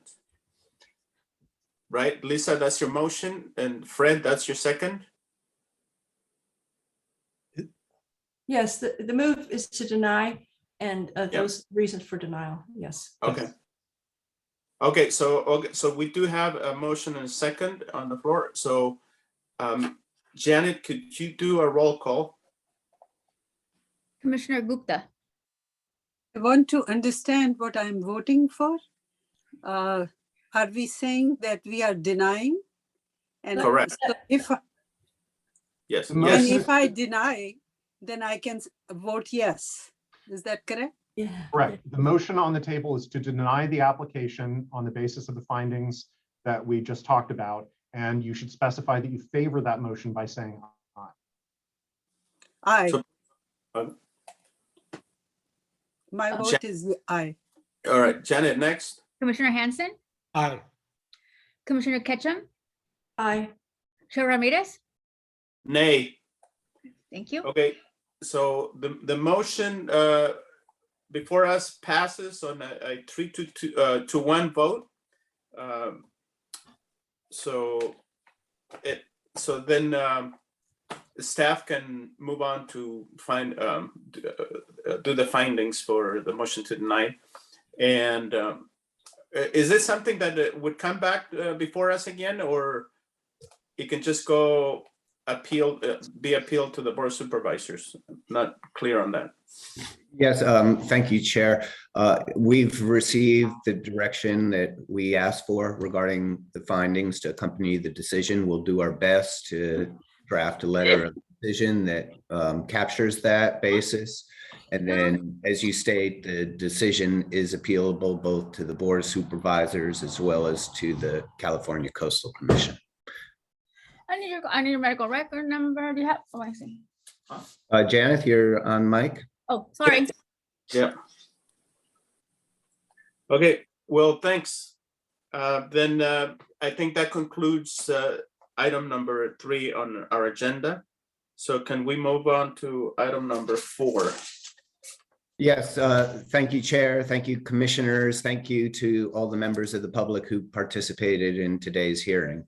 I do not have any additional correspondence to report to you today beyond what you received for today's item. So if it's okay with you, Chair, I'll move on to the next item. Yeah, consideration of a study session for next meeting. Yes, staff is not proposing we undertake a study session. We do have 2 items that will be coming before the commission, including a coastal permit for a domestic well on Higgins Canyon Road, as well as a design review and grading permit for a new residence in Emerald Lake Hills, which will involve a demolition of an existing residence. Okay. Item number 6, director's report. Yes, thanks. I just have a brief report for you today, Commissioners. I wanted to inform you that the department has been very fortunate in being able to hire an assistant to the director. So I've got a new partner in helping to manage our permitting program. Her name is Sophie Mintier, and she's been with the county for some time now, previously with the county manager's office and the budget department. And she's going to be a key player in helping the department maintain and improve our permitting processes. So I look forward to introducing her to you at one of our upcoming meetings. And then the other bit of news I wanted to share is that every few years we are audited by various representatives of insurance companies who want to make sure the county is doing a good job of protecting residents from flood damage and other hazards. And so we were recently audited by the community rating system regarding our flood management system. And we were able to improve in our ranking by expanding a bit on the programs we already have in place, which will save the 300 plus homeowners in the county who have flood insurance. Some of their premiums will be reduced. So always nice to have a little success in those regards. So please share that news, and I'll conclude my report there and be happy to answer any questions you may have.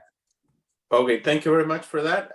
Commissioners, do you have any updates or questions? I do. Go ahead. Two things. One is our Form 700. I received a reminder to send it in, and I have sent it in. It seems to have gotten better in terms of applying on filling it out online. And I did send a copy of the confirmation to Janet. Yes, So, thank you. okay. Is there anything else that we are supposed to send to you? No, at this point, that's all we need. And we have That's until April 1st. So I'll be sending out a reminder as well. Okay, thank you so much. And my second question is about this SB 9. Last meeting, Steve, you had mentioned that it has come back to the planning department from Board of Supervisors. So what happens interim for the applications that are being that are coming to you? Do we have direction on how those would be handled? Well, they would be handled in accordance with the law in place at the time, which at the moment is SB 9. So the direction we received from the board was to come back to them with possible recommendations or solutions to how we might minimize potential impacts from SB 9. And so at this point, SB 9 is the law and we will apply it. And in the meantime, we are researching and looking at what other jurisdictions are doing to respond. And in the near future, we'll come forward with some recommendations. I think the first stop will be to report back to the board and ask for their direction about which of the options they'd like us to pursue. And then if those changes require amendments to the zoning regulations, will be before the Planning Commission to ensure that you guys endorse it before we ask the board to take action on them. Okay. And how soon are you expecting that? Yeah, we haven't calendared it yet. I've got to coordinate with some of the team working on this, but I would ballpark it at around 3 to 4 months out. 3 to 4. Okay. Thank you. You're welcome. Any other questions? You're muted. You're muted. I just thought of a question. The comprehensive transportation management plan. So now it has gone through the Mid-Coast Council. So we're next. Any idea when that's going to come to us? I was of the impression that the council had reviewed it. We received comments and that our next stop would be the Planning Commission and board. Is that your question, Commissioner Ketchum? I apologize if I misunderstood. I thought you're speaking about it coming to the Planning Commission. Yes. You know, I was just on the call with the team the other day, and Chanda had updated me on the time frame. I changed my notebook. I ran out of pages, so I don't have my notes from that day. But I think she was anticipating kind of late spring, so we could get to the board by the summer. I think at this point, we've gotten all the feedback we need, but as you can appreciate, there's a lot of work that goes into preparing the documents that accompany our recommendation. And so she's working on that, and we'll be bringing it back to you as soon as, you know, we can complete that effort. And as I said, I believe that's going to be late springtime, around, you know, a little bit before summer, let's say May timeframe.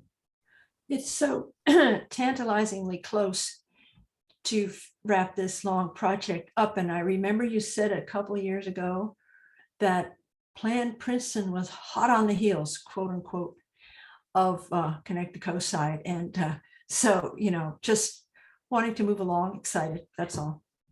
Agreed. And I wish we could be moving them faster. We were working with our resources that change based on personnel changes through the years.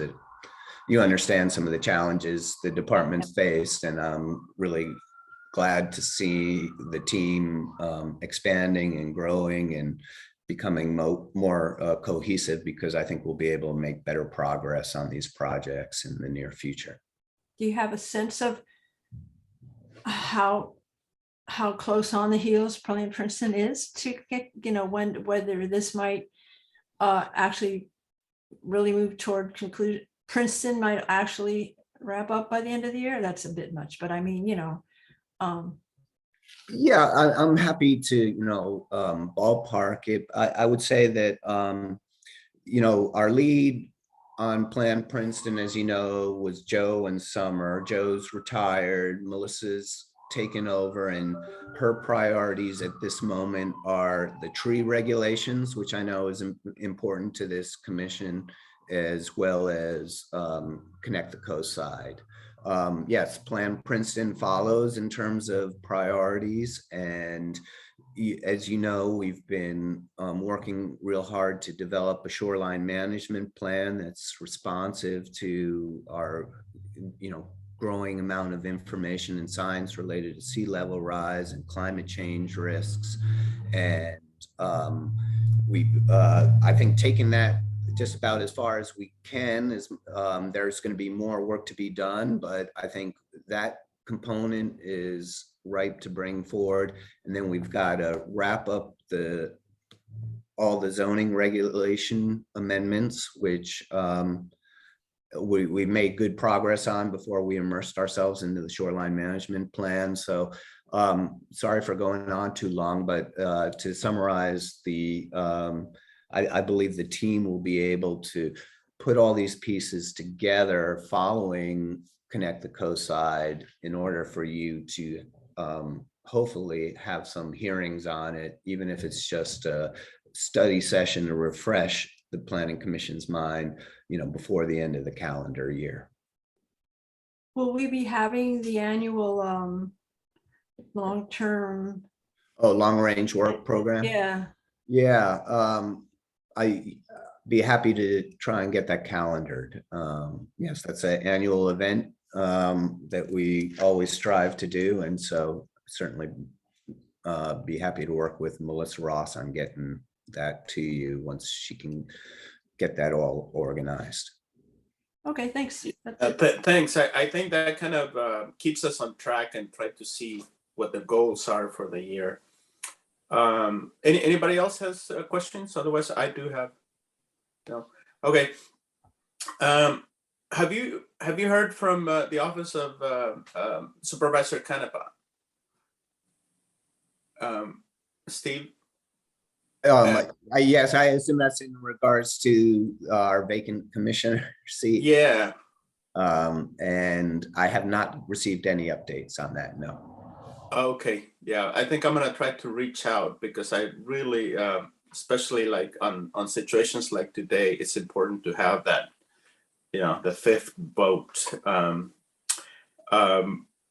Second is going to be, so the state is changing now the masking again, I think coming up this week. Have we given any thought now as we move into the unmasking and meetings in person? I have not received any updates about gathering together in person for commissions and advisory boards, so I don't have any updates on that.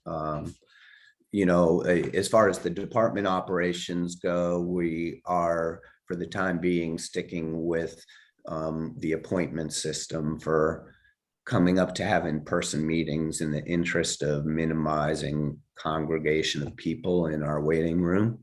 So, and there's no immediate plan to change that, but we're open to any recommendations anyone might have in those regards. Okay, no, I'm just curious to see, you know, if at any time soon we may start a meeting in person for our meetings also. It's been a long time. I want to see you in person. Yeah, I know it's definitely different. It feels like a long time ago, but certainly miss seeing you guys and getting to interface in person. So hope you're all doing well. Yeah, great. If there are no more questions, then the meeting is adjourned. Thank you. Thank you, guys. Bye. See you next time. Thanks a lot. See you next time.